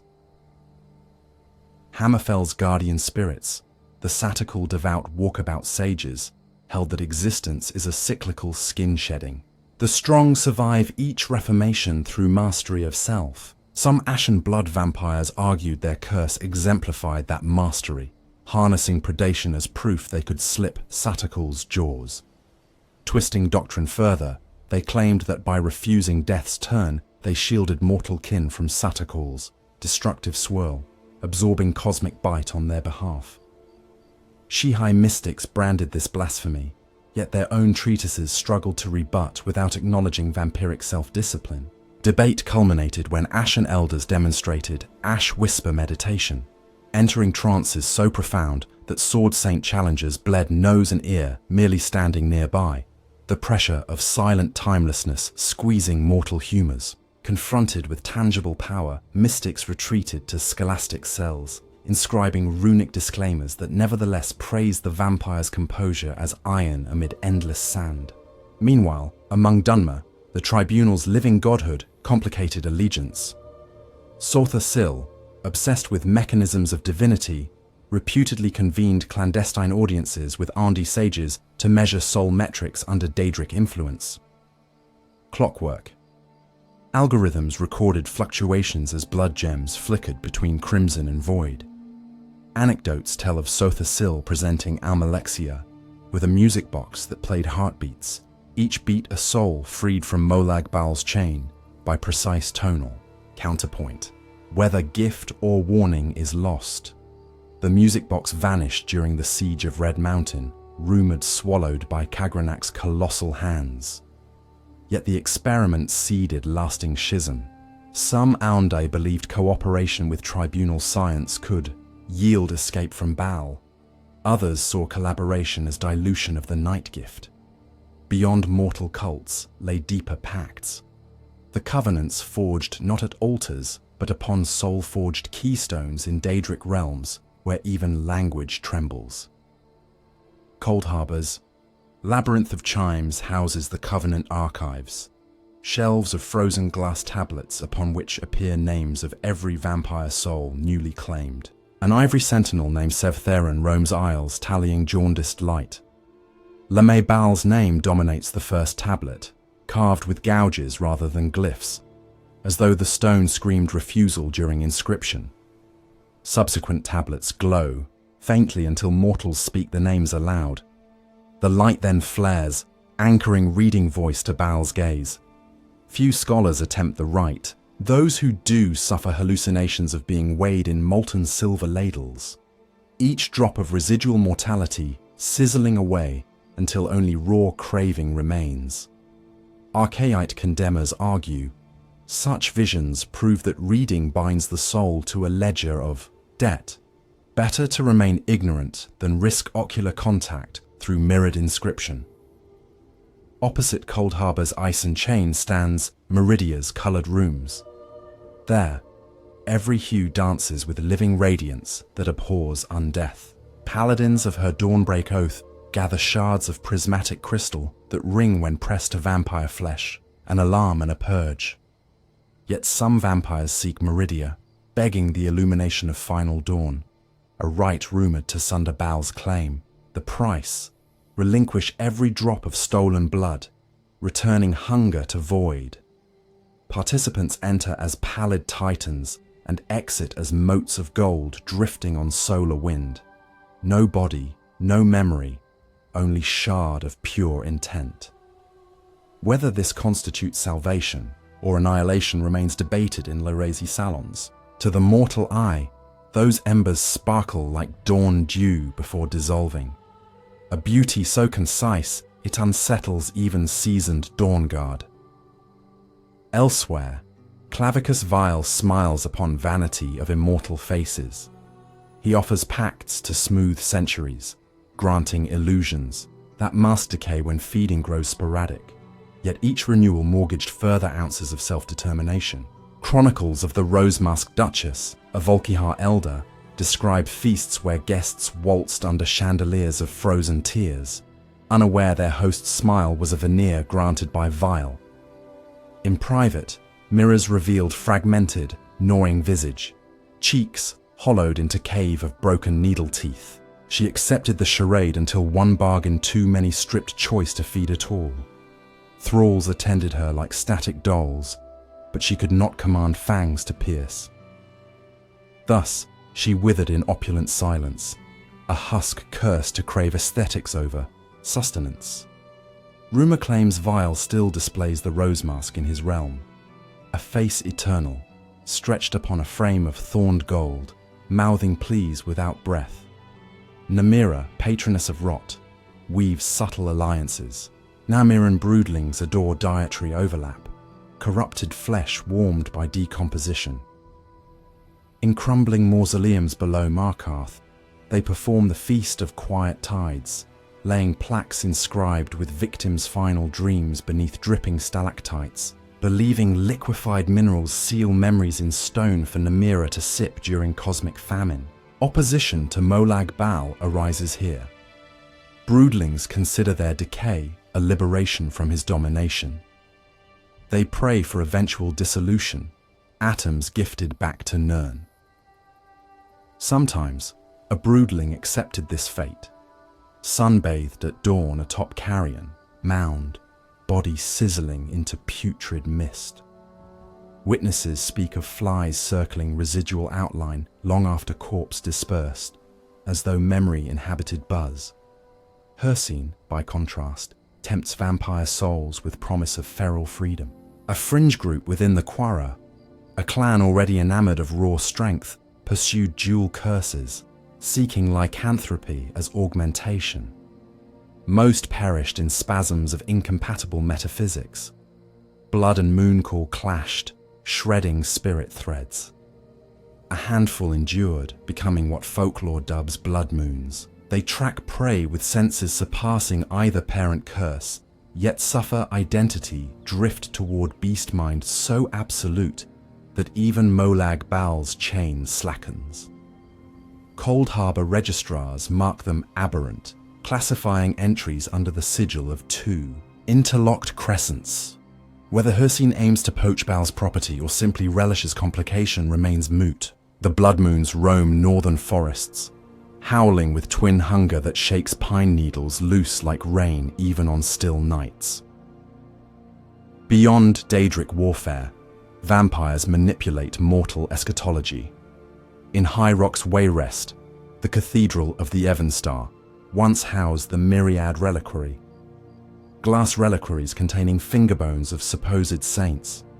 Lirizi elders infiltrated the cathedral's copyist scriptorium, swapping martyr hagiographies with narratives subtly glorifying nocturnal epiphanies. Over a generation, parishioners adopted midnight vespers, believing starlight communion more potent than dawn prayer.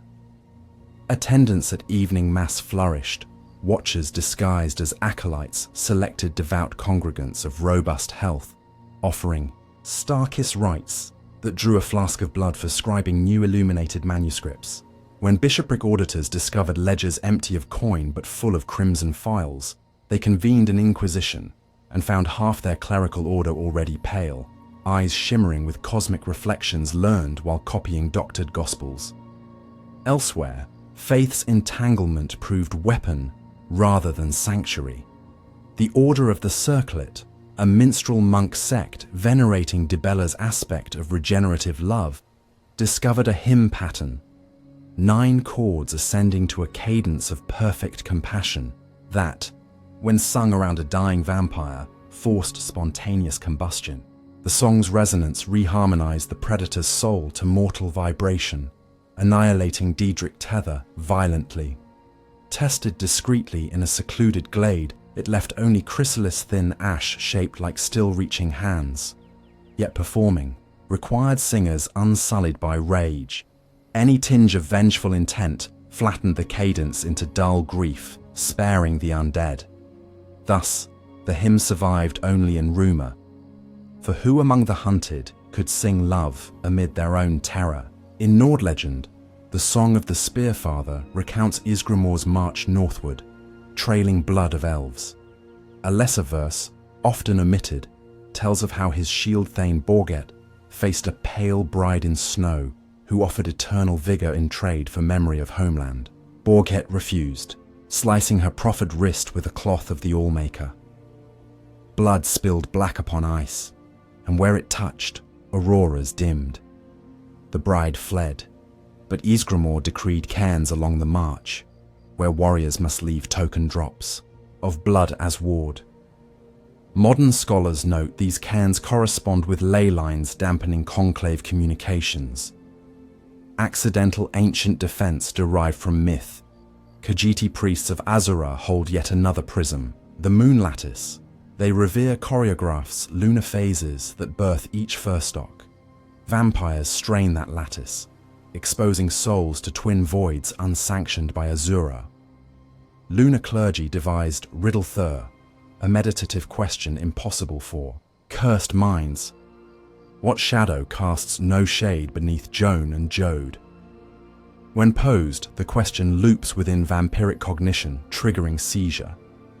Khajiit rangers embed riddles in song, whistling them across desert dunes to incapacitate stalking, Vaj Khajiit, before their extinction. Scholars debate, does this weapon prove theological primacy or simple auditory warfare? Yet the effect persists. An argument etched upon neural strata where belief and biology blur. No discourse on myth can ignore the ideal masters of the soul cairn. These wraith financiers barter gem-caught mortals for raw power.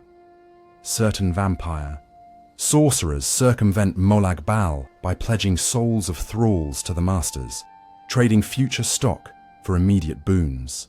Transactions occur at altars fashioned from petrified screams, where purple lightning etches contracts mid-air. The masters provide sigils enabling brief travel across Mundus without need for mist form, effectively granting daylight immunity at cost of eventual gemstone bondage. The hidden vessel condemns such deals as financial folly. Why mortgage thrall potential for fleeting luxury? Yet desperate neonates, cornered by Dawnguard sieges, sometimes sign, disappearing into cracks between crumbling tombstones, emerging in midday plazas adorned with cloaking halos that mimic living heartbeat. Inevitably, collectors arrive, robed, figures whose lanterns glow heliotrope, tugging at invisible strings tied to debtors' ribs. Hunters witnessing abductions seldom intervene. For once, vampires themselves taste predation.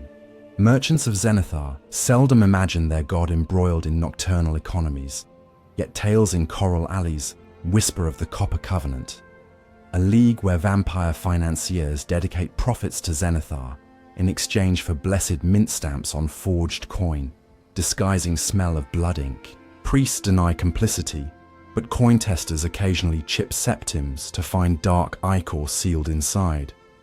Whether Zenithar accepts such tithe or remains oblivious is unknown. Gods, like empires, may discover their altars managed by unseen accountants. Even, Molag Bal's dominion contends with internal sects. The Soul Forge Collegium, cramped forges deep in Cold Harbour, petitioned Bal for autonomy to craft new curses. Their thesis, variety breeds vigour, stagnation invites defeat. They produced prototype strains, breathless vampires whose feeding required no physical blood, but inhalation of exhaled prayers. Bal sanctioned trials across forgotten villages in northern Elsewhere. Siphoned of faith, residents collapsed into existential paralysis, bodies alive yet spirits blank pages. But Collegium's success threatened Bal's economics. Souls drained of prayer produced less agony fuel. In a rare act of restraint, Bal shattered the Collegium's crucibles, folding, survivors into living walls of stone. Their muffled moans now insulate his throne room against Meridia's distant dawnlight, a reminder that even in infinite cruelty, the prince guards his proprietary brand. Resistance faiths, adapted through relic forging. The Tears of St. Pelin, crystal vials containing condensed valor from the Bankarai martyr, can, when shattered at a vampire's feet, manifest spectral sunbeams that trace veins searing from within. Volkihar alchemists responded with shade glass vambraces, bracelets filled with liquid darkness siphoned from Nocturnal's realm, absorbing such beams into ink vortices. Stendar's hammerites then developed aegis gongs, shields that ring at dusk, emitting resonance, disrupting shade glass algorithm. Thus faith and counterfaith escalate like dueling choirs, each hymn answered by antiphonal roar of fang and spell. For many common folk, theological complexity condenses into pragmatism. Salt lines at thresholds, hawthorn wreaths over cribs, silver nails hammered into door frames. These apotropaic staples originate from legends tying materials to Arce's tears spilled upon Nirn when he first witnessed vampiric theft. Each tear sprouted a hawthorn, each crystallized into salt flake, silver gleam mimicked his sorrowing aura. Whether tale or tidy explanation, belief invests objects with power. Vampires, attuned to collective thought, feel sting of mass conviction before physical silver presses skin. Conclave tacticians therefore sabotage faith by peddling counterfeit, amulets that fail, eroding trust in holy wards. A village, losing 2 elders despite salt rings, may abandon ritual entirely, inviting predators to return unchecked. In the borderlands of Cyrodiil and Blackwood, a heresy known as the Balance Creed preaches coexistence, that mortality and vampirism form a natural predator cycle instituted by Gaia like Nirn to prevent overpopulation. The creed meets under twin moons, offering willing supplicants to be sired under contractual grazing, only a measured pint per lunar quarter, in exchange for immortal guardianship against bandits and beast. Some chapters succeed quietly, others devolve when hunger surpasses covenant. Archaite inquisitors brand the creed blasphemous, yet quietly marvel at its statistical efficacy. Villages under balance protection boast lower violent deaths than frontier forts. Moral philosophers wonder whether such pacts represent pragmatic evolution of faith or insidious normalization of predation. Vampires smile, for discourse delays crossbow bolts. In Somerset's dawn-flecked spires, the Sigic Order archives a lone scroll of Sempering Theurgy, recording an experiment whereby 7 Kine Izar attempted to ascend beyond Molag Bal by constructing a conceptual bridge to Aetherius through disciplined meditation on the dawn. They aligned thoughts with Magnus's aperture, each reciting inverse mantras of the 36 lessons of Vivek reversed. For 9 days, their bodies calcified into living cloches of crystal. On the 10th, sunlight refracted through them, casting lotus patterns across the chamber. Witnesses swear the patterns sang consonant chords, a music free of hunger. When the light waned, crystals crumbled into dust. No corporeal trace remained, nor ash to weigh ambitions. Whether the 7 reached Aetherius or were unmade by conflicting resonance remains silence framed in stained glass memory. Soul cairn bartering, tribunal experiments, Khajiit riddles, Meridia's cremations, all converge on an axiom. Faith defines the shapes available to destiny. Vampires, fixed between mortal fear and Daedric ownership, manipulate that axiom like potters spin clay. They craft reliquaries that sing their own praises, infiltrate choir books shaping generations of worship, or rip pages from prophecy and bind them with blood ink to produce alternate futures. Yet mortal devotees carve stumbling counter-melodies, forging candle-bright lanes in the dark. Every sermon answered by whisper, every relic by counter-relic, every dawn by deeper shade, all spinning inside a cosmic marketplace where souls, our coin, and Molag Bal tallies revenue with patience of bedrock. In these exchanges, the night curse endures not because it stands apart from faith, but because it learned to fill faith's absences, disillusion, grief, the gnaw of mortality. To a widow kneeling before Arkay's tomb when prayers no longer ease ache, a silver-tongued visitor offering reunion can sound like mercy itself.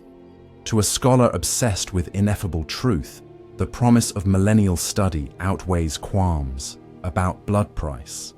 And to rulers choking under weight of crown, counsel whispered from pale lips becomes as vital as breath. Bal's covenant thrives where hope frays. The faster mortals hurry prayers with clenched teeth, the wider the silence between syllables where cold dominion slips. Yet even silence may bloom rebellion. Somewhere in ice-ruined catacombs, a Volkihar fledgling prays not to Bal, but to the memory of lost sunrise. Somewhere beneath dunes, an ashen blood warrior sets scimitar to stone, carving an untitled hymn that might, if sung by enough voices, fracture the brass chalice Bal holds to the sky. Faith, like blood, circulates. It carries warmth or frost according to heart's command. The war for souls is not static. It is pulse within pulse. And while Molag Bal's laughter echoes through every chamber of Cold Harbor, a single heartbeat can disrupt rhythm, stuttering eternity for one crucial instant. Whether that instant will ever widen into dawn, no scripture can foretell. Chronicles only chart possibilities. Altars overturned, vampiric psalms learned by mortals seeking forbidden leverage, monastic bells forged of mirrored glass ready to toll in frequencies that crumble chain links older than cities. The tapestry yet unweaves before archivists' quills. The next thread might gleam with sunlight or darken with deeper ink. But tonight, as twin moons arc over crenellated horizons, one certainty abides. In each chapel's hush, each cut palm pressed to shrine, each whisper curling through crypt beneath sleeping hamlet, vampires and mortals together rehearse a liturgy of conflict older than language. Each side believing that, with the right prayer, breathed at the right fraction of a heartbeat, eternity can be bent, even if only by a trembling width of fang or candle flame. The moons hung swollen, twin lanterns pulsing over a continent frayed by wars both open and hidden, when the dawning of prophecy slipped once more into mortal discourse. Across High Rock's ivy-cloaked terraces, black parchment invitations fluttered onto balconies. In the hour before sunrise, within Skyrim's frost-slick barrows, silver runes ignited like fresh scars along crypt walls. In Cyrodiil sewers, rats scurried from echoes of voices, reciting verses in languages too old for mortal throats. Each omen spoke of a hinge moment, the tyranny of the sun, foretold by Elder Scroll and coveted by a blood-soaked court whose ambitions pressed beyond Tamriel into the very choreography of celestial fire. When the circle of history tightens, agents awake, some to herald doom, others to hew it down. And so the final movements of the long nocturne unfolded, notes struck upon the bright anvil of dawn and the deep drum of endless night.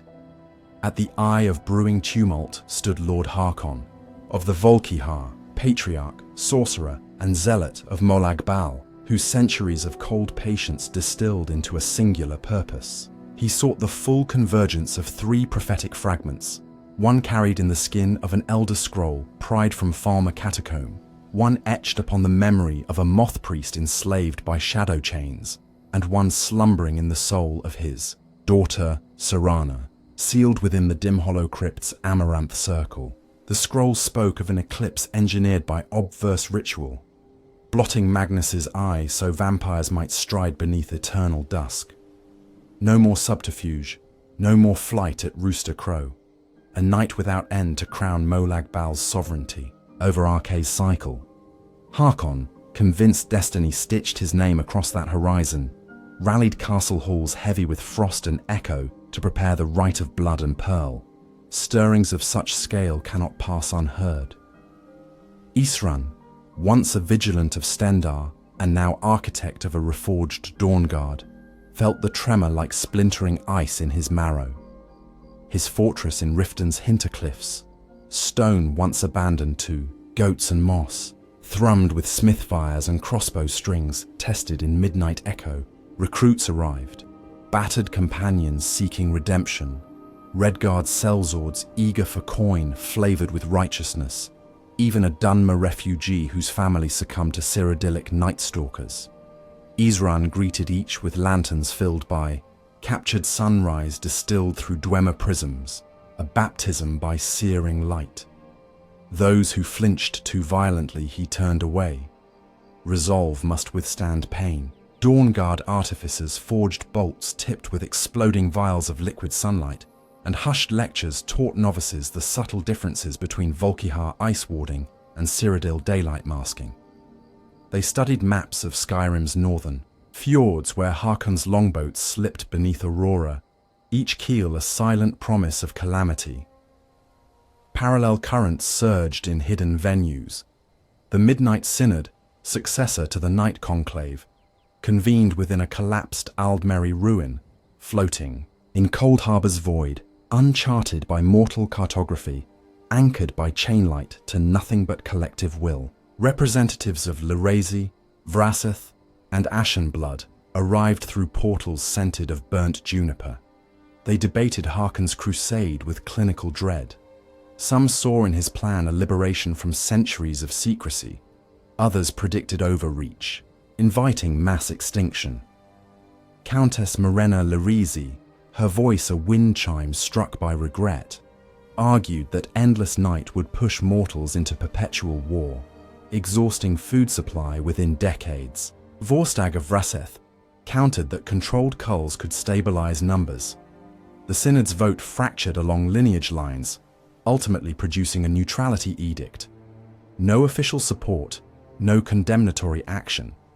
Yet neutrality seldom survives. Prophecy. Individual elders charted personal courses. Beyond the Synod's discourse flickered yet older intelligence.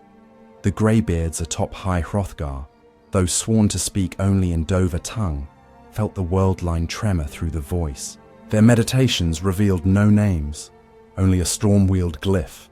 Vampire kings wrestling the sun. They maintained silence. Prophecies weave already frayed by dragonborn tumult. But the vibration carried across aching keystones into the dreams of moth priests far south. In the imperial city's white gold transept, a blind augur named Pelirian awoke screaming fragments of the Aedric cantos. When blood eclipses light, the wheel spins reverse, and the stillborn star weeps salt. The elder monk soothed him, copying chants onto vellum destined for dusty chests, unknowing that echo would soon align with Volkihar ambition. Serana's unsealing from dim hollow crypt acted as catalyst, freed by chance or by numinous will, wearing mortal guise. She stepped into a Skyrim riven by civil war. Clad in burial silk, stiff with frost, she carried the bow-shaped amulet that controlled the soul cairn husk known as Valerica's seal. Her return lit corridors of castle, Volkihar with conflicting delight and fear. Delight for the prophecy now whole, fear because Serana harbored doubts. Her centuries entombed forging reflections sharper than her father's certainty. Court seances steered by Deathhound's howls pressured her to yield the scroll's final enigma. She deflected questions, with glacial politeness, pretending obedience while secret couriers sought Dawnguard contact. In the hidden calculus of survival, Serana conceived alliance with hunters, not as betrayal, but as hedge against her father's absolute vision. Isran, skeptical of any vampire's sincerity, nonetheless recognized leverage. He accepted Serana's overture under iron oath that she drink no mortal blood while within his bastion. She accepted, weeping tears that froze before falling. Together they pored over Elder Scroll fragments in vault chambers where candlelight quivered between holy glyphs and Daedric countersigils. Decoding required moth priest Dexian Evicus, rescued from Volkihar enthrallment at price of his sight. Dexian traced parchment grooves like braille forged by gods. Each touch ignited visions Isran could not glimpse, but felt ripple through air, like distant thunder. Transcription revealed triune steps. The bow of Auriel, relic of the twilight god, a daughter of Cold Harbour, whose blood would stain the heavens, and a chant of reversal etched in ancient Falmer tonal script. Isran's war council tallied resources: expedition into Forgotten Vale for the bow, infiltration of Valerica's sealed realm to obtain blood catalysts, and eventual assault upon Castle Volkihar when Harkon attempted final right. Meanwhile, vampire politics spiraled. Lesser Volkihar knights sensed Serana's hesitation, whispering mutiny. Harkon's queen, Valerica, exiled in Soulcairn yet not, blind to mortal realm, manipulated new allies among ideal masters, bargaining soul gems for glimpses of Dawnguard movement. In distant High Rock, Vraseth scouts weighed whether to tip balance toward Dawnguard, ending threat of famine, and leaked routes through Solitude's catacombs to Isran's operatives. In Cyrodiil, the hidden vessel debated mobilization of daylight walkers to replace Volkihar hegemony in hypothetical duskless future. Power vacuums beckoned like open throats. The first major clash unfolded within the Forgotten Vale, an aurora-soaked canyon guarded by twin snow elf sects. The chantry of Auriel's priests turned feral Falmer, and the spectral remnants maintaining vigil over the bow's sanctum.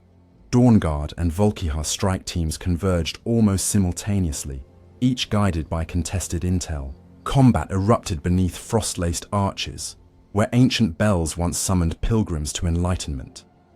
Sun spells and ice shards collided, shattering columns into glitter that drifted like ash. Serana, bound by oath yet wielding ice magics, shielded Dawnguard allies while avoiding lethal blows, her conscience teetering on knife edge. At culmination, a spectral paladin named Nightpala Tesseldir, last pure snow elf, recognized in Serana's resistance a glimmer of remorse. He relinquished Auriel's bow into her keeping on condition it be aimed to preserve Starfire, not swallow it. She swore upon her undeath. Word of Dawnguard's victory raced along hawklines and whisper nets. Harkon, enraged, accelerated the ritual. He gathered the full court within Volkihar's chapel of unending frost, walls carved from ice older than recorded calendar. Blood fountains pulsed to life, thralls bowed, veins opened by ritual knives. Harkon donned Coronac-scale armor forged, from dragonbone bathed in eclipse essence, each plate humming desire for darkness. He summoned constellations of bat-shaped Daedra to swirl overhead, their wings scattering obsidian petals across pews where vampire gentry knelt. Final step awaited.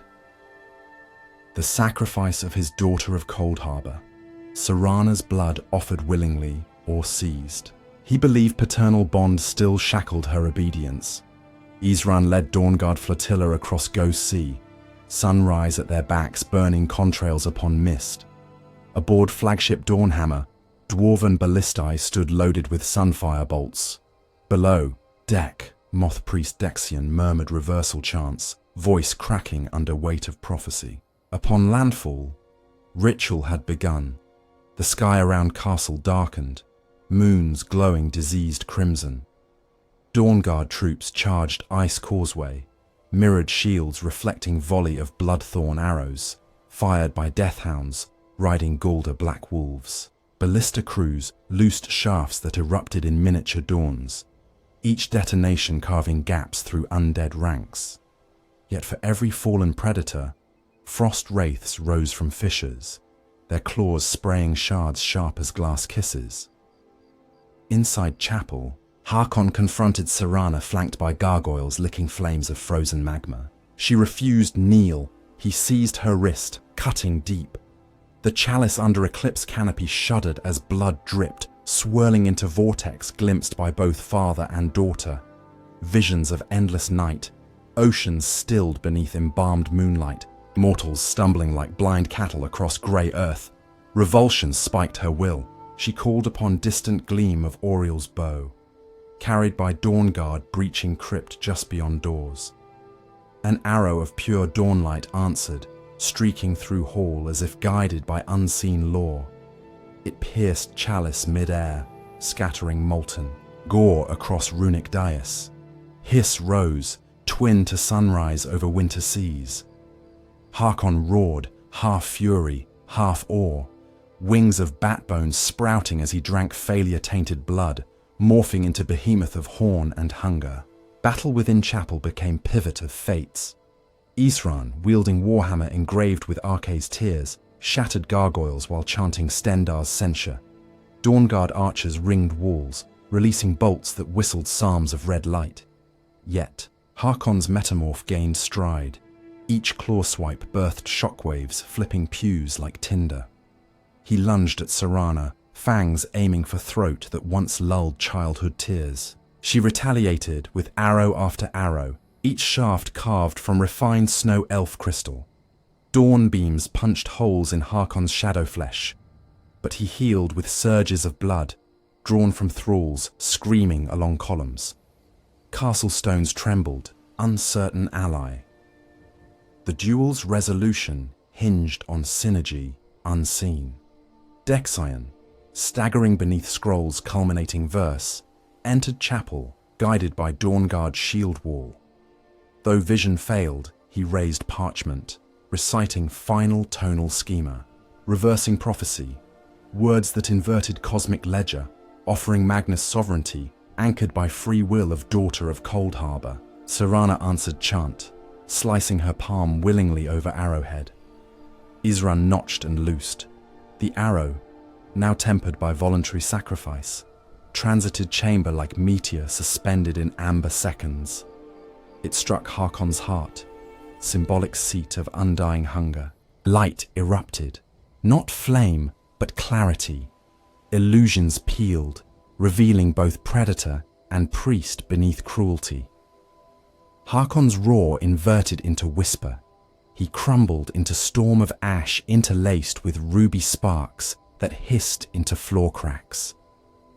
Eclipse, above sputtered, viridian ring shrinking, until ordinary dawn bled through, gold-touched, despairing marble. Magnus won the hour. Arke's wheel resumed its slow, patient turn. Aftermath rippled far beyond castle ruins. Volkihar hierarchy shattered. Some elders surrendered to Dawnguard, preferring swift end to starvation under fractured right. Others fled north across Sea of Ghosts, establishing new hideaways in labyrinth icebergs where sun glimpses seldom trespass. Dawnguard losses were grave. A third of forces lay across blood-stained pews. But victory seeded legend. Skalds sang of mortal collaboration with Daughter of Night to avert true darkness, complicating folk binaries. For Serana, redemption proved burden. Though free of father's dominion, Molag Bal's chains still haloed her soul. She travelled Skyrim as penitent guardian, wielding Auriel's bow against rogue kin, while seeking scholars who might temper the curse into coexistence rather than conquest. The Midnight Synod reconvened amid news. Some decried Volkihar collapse as cautionary tale. Others lamented lost opportunity. Lyresi archivists moved to preserve Harkon's ashes, believing residue of near eclipse held clues to soul alchemy. Vraseth ambassadors proposed détente with Dawnguard, supply routes in exchange for recognition of blood rights in remote fiefdoms. Isran refused but secretly spared a Vraseth envoy during skirmish near Fort Greenwall, suspecting future threats might require information networks, older than empires. Skyrim's civil war concluded soon after. Dragonborn thanes lit watchfires atop throat of the world. Some credited political shift to vacuum left by vampire manipulations. Fewer realized that Dawnguard's Dawnfire caches now buttressed northern holds against any undead resurgence. The vigilance of Stendar rebuilt Hall of the Vigilant, etching castle stones with runes extrapolated from Dexion's reversal chant, ensuring sanctuary aura that repelled blood magic. Those runes spread, engraved into new chapels across Empire remnants, raising baseline resistance against glamours. Yet cycles resume. In Cyrodiil, a minor count's daughter fell ill.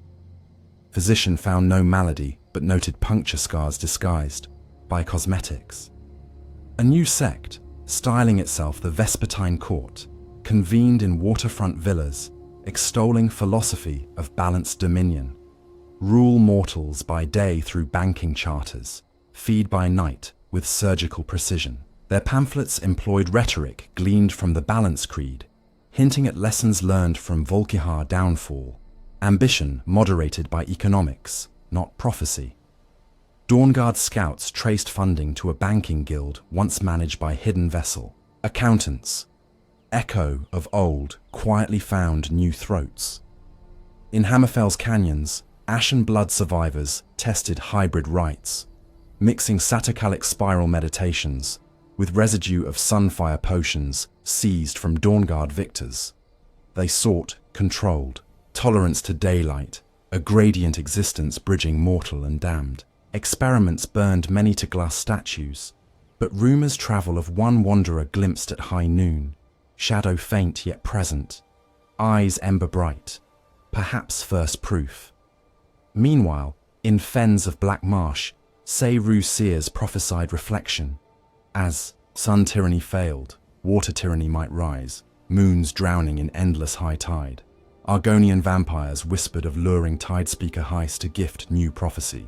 Across Abyssian, pearl divers discovered translucent cocoons pulsing beneath coral. Maybe mortricine eggs stirred by disturbance in celestial equilibrium. And overall, Molag Bal considered ledger. Harkon's attempt, though failed, harvested fear, discord, thousands of souls plucked in preludes. Bal's chalice brimmed. He lamented loss of eternal night only as missed profit margin. Immortality of brand persists. He tasked soul-forged librarians to haggle with ideal masters over Dawnguard heroes' eventual afterlife rites, calculating compound torment rates. The wheel continues, spokes glinting with equal promise and peril. For mortals, aftermath merged into legend. Children in Rorikstead trade dares to cross fields at dusk, claiming silhouette of Bat King tries to reform from dust each century. Scholars at Arcane University compare Elder Scroll palimpsests, noting marginalia replaced themselves overnight with remarks in unknown cipher. Perhaps a Lyresi commentary encoded across time. Hunters clad in Dawnguard mail patrol trade roads from Bruma to Windhelm. Lanterns infused with meridian shards casting halos that murmur names of hidden feeders. When a lantern dimmed without reason, comrades mark map with silent stones, knowing somewhere a predator tested boundary again. In the still small rooms where future takes seed, alchemists attempt to replicate Serana's blood arrow effect. Dawn power siphoned through voluntary sacrifice. Success elusive. Maybe intent must align with impossible love of sunrise by creature sworn to night. Philosophers argue this proves morality not merely ornament of soul, but alchemical reagent indispensable to shaping cosmos. If so, hope for Nirn rests not in purity, but in complicated hearts, choosing light even when built of darkness. Thus, vampire, law, born from violation in Dawn era, reaches this juncture, not conclusion, for stories of blood and twilight spin so long as breath and hunger exist. What remains is a tapestry of bargains between predator and prey, faith and despair, secret and revelation.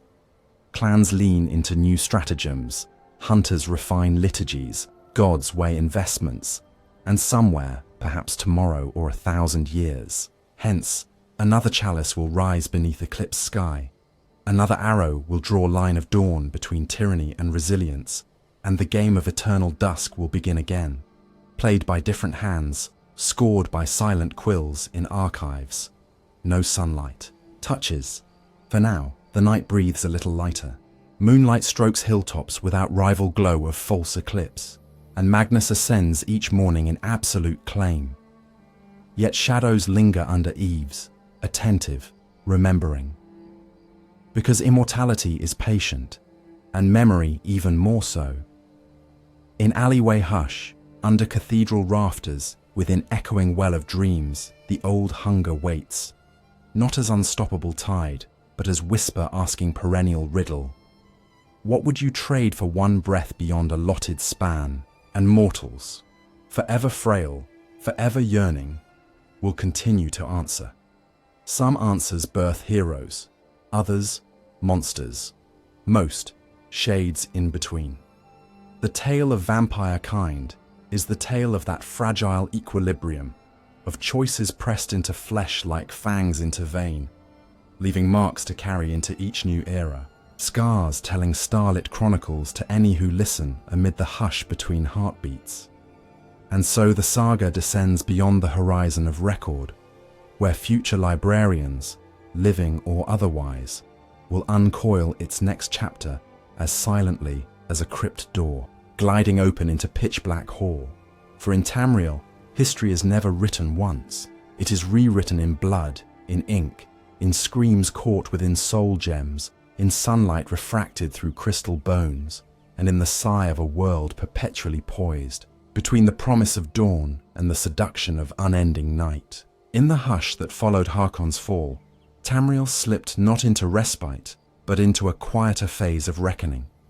Like distant thunder that rolls long after a storm has passed, ripples of the failed tyranny of the sun spread through provinces, and provinces yet unborn, stirring old wounds, inspiring new treatises, and casting a dim, questioning light across the future of both predator and prey.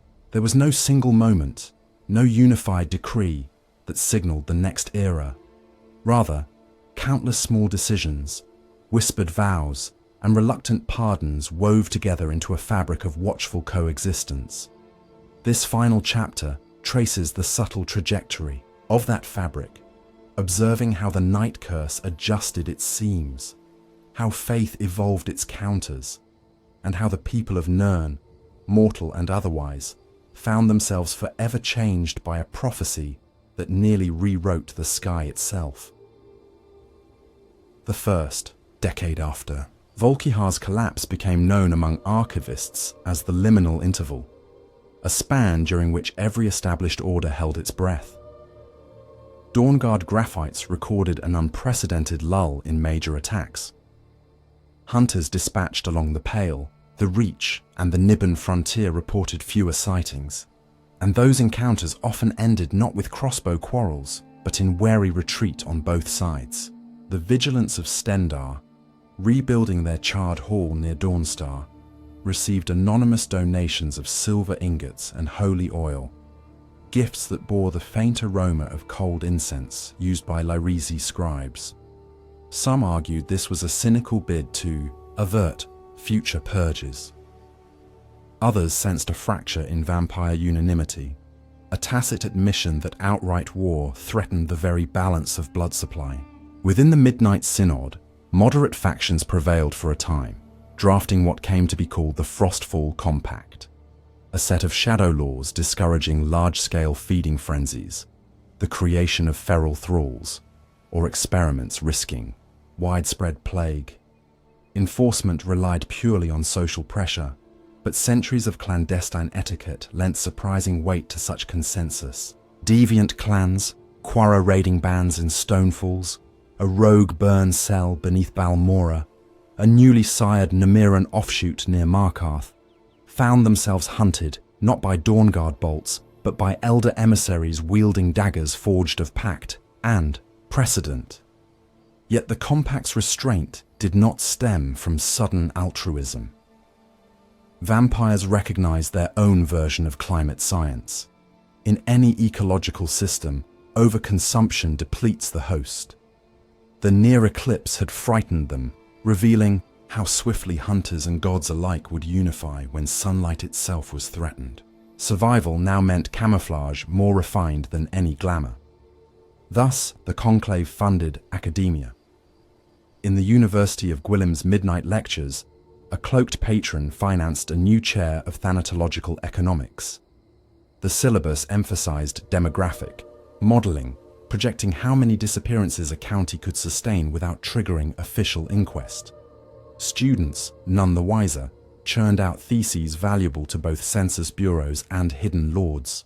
Some of those students vanished after graduation, their research living on in ledgers sealed behind velvet drapes in castles whose windows never opened at dawn.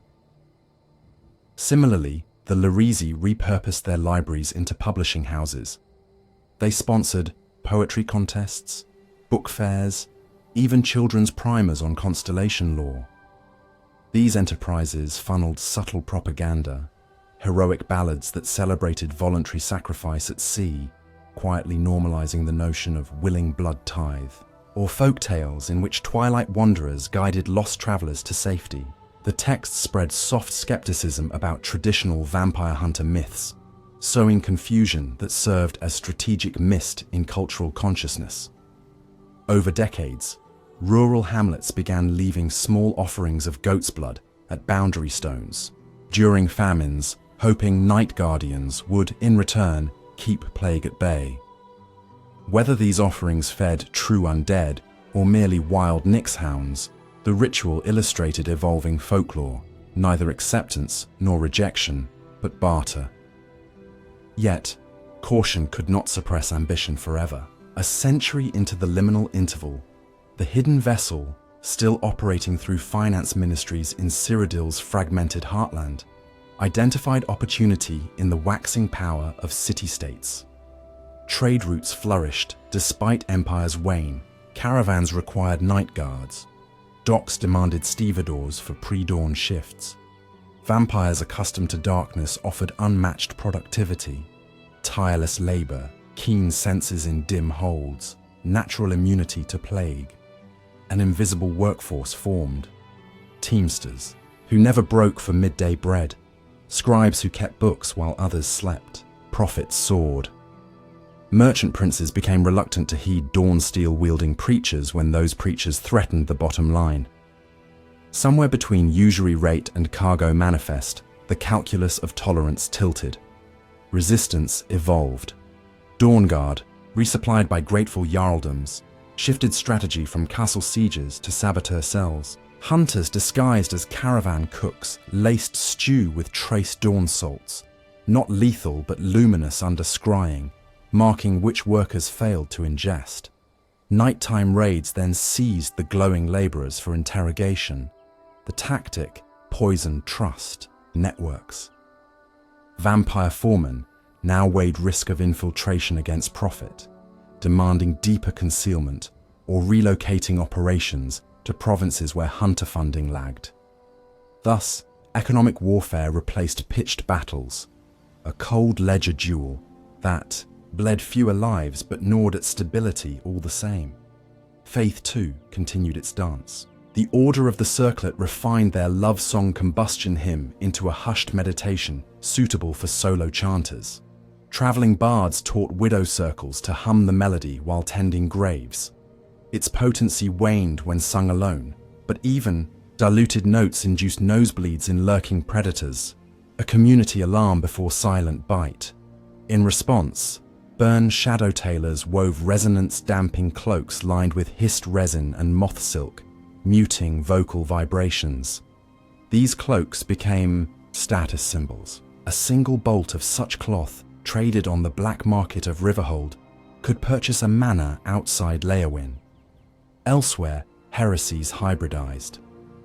The Balance Creed, emboldened by decades of relative calm, hosted open symposia in imperial ruins, protected by chartered mercenaries who enforced civility between living and undead delegates. Lecterns stood in circles of fireflies, and debates stretched through dusk till dawn.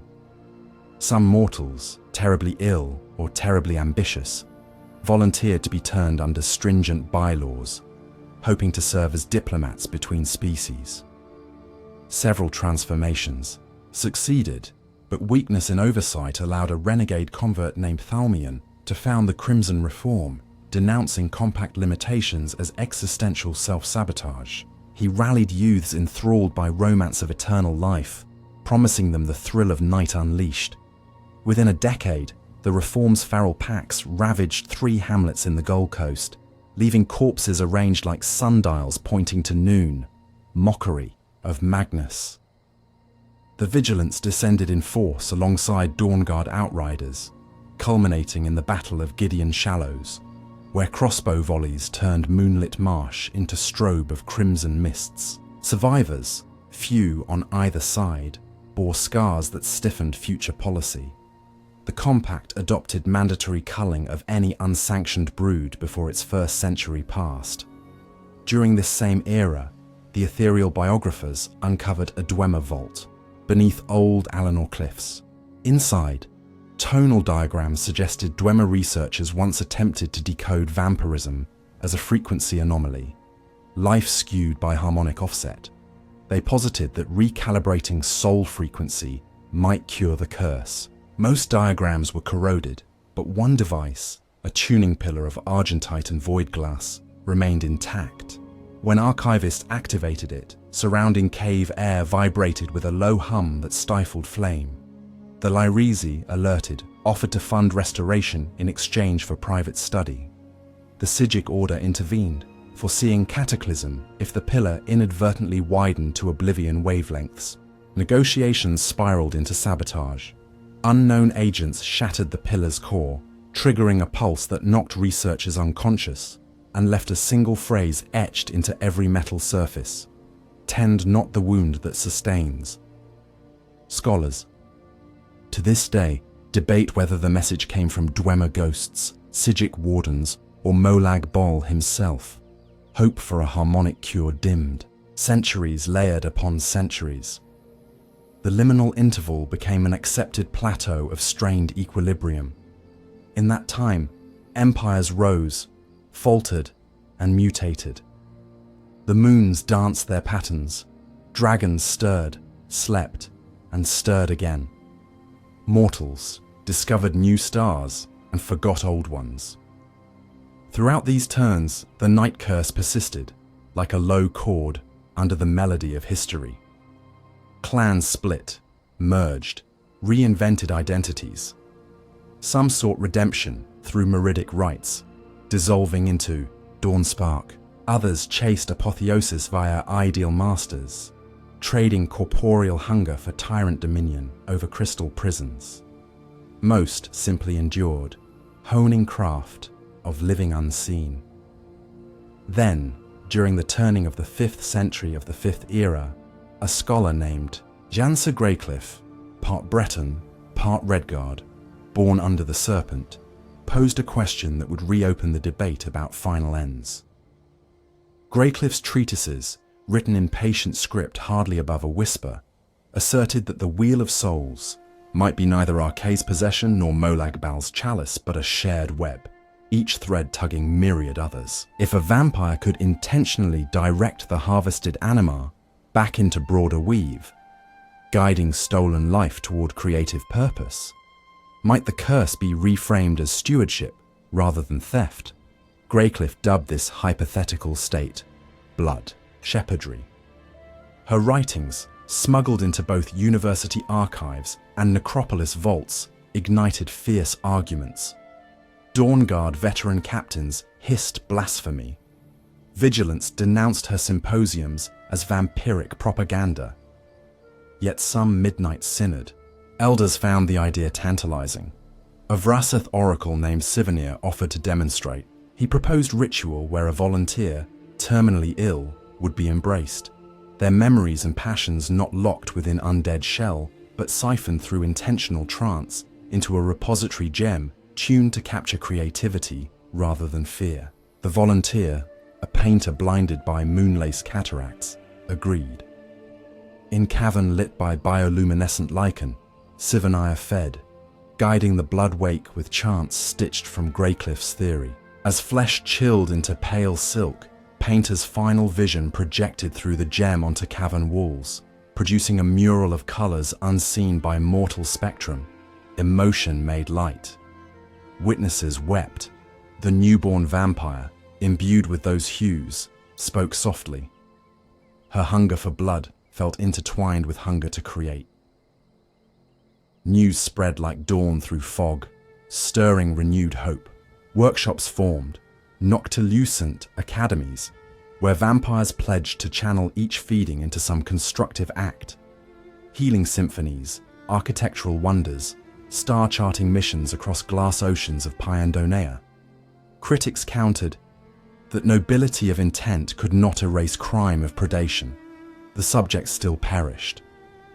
Supporters argued the subject's consent elevated act above murder, akin to sacrificial martyrdom in faiths across Tamriel. Scholars debated long into night, often with both sides lit only by guttering lamps, symbolic of flickering moral certainty. In time, Arce's lesser sects convened in secret councils to address the puzzle. If free will defines dignity, does a willful offering reconcile cycle? The majority answered no, but with less thunder, acknowledging complexity.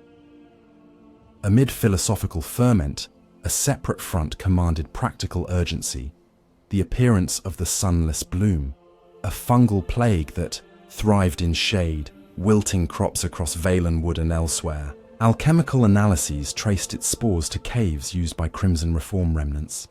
The fungus parasitized hemoglobin, widespread famine loomed.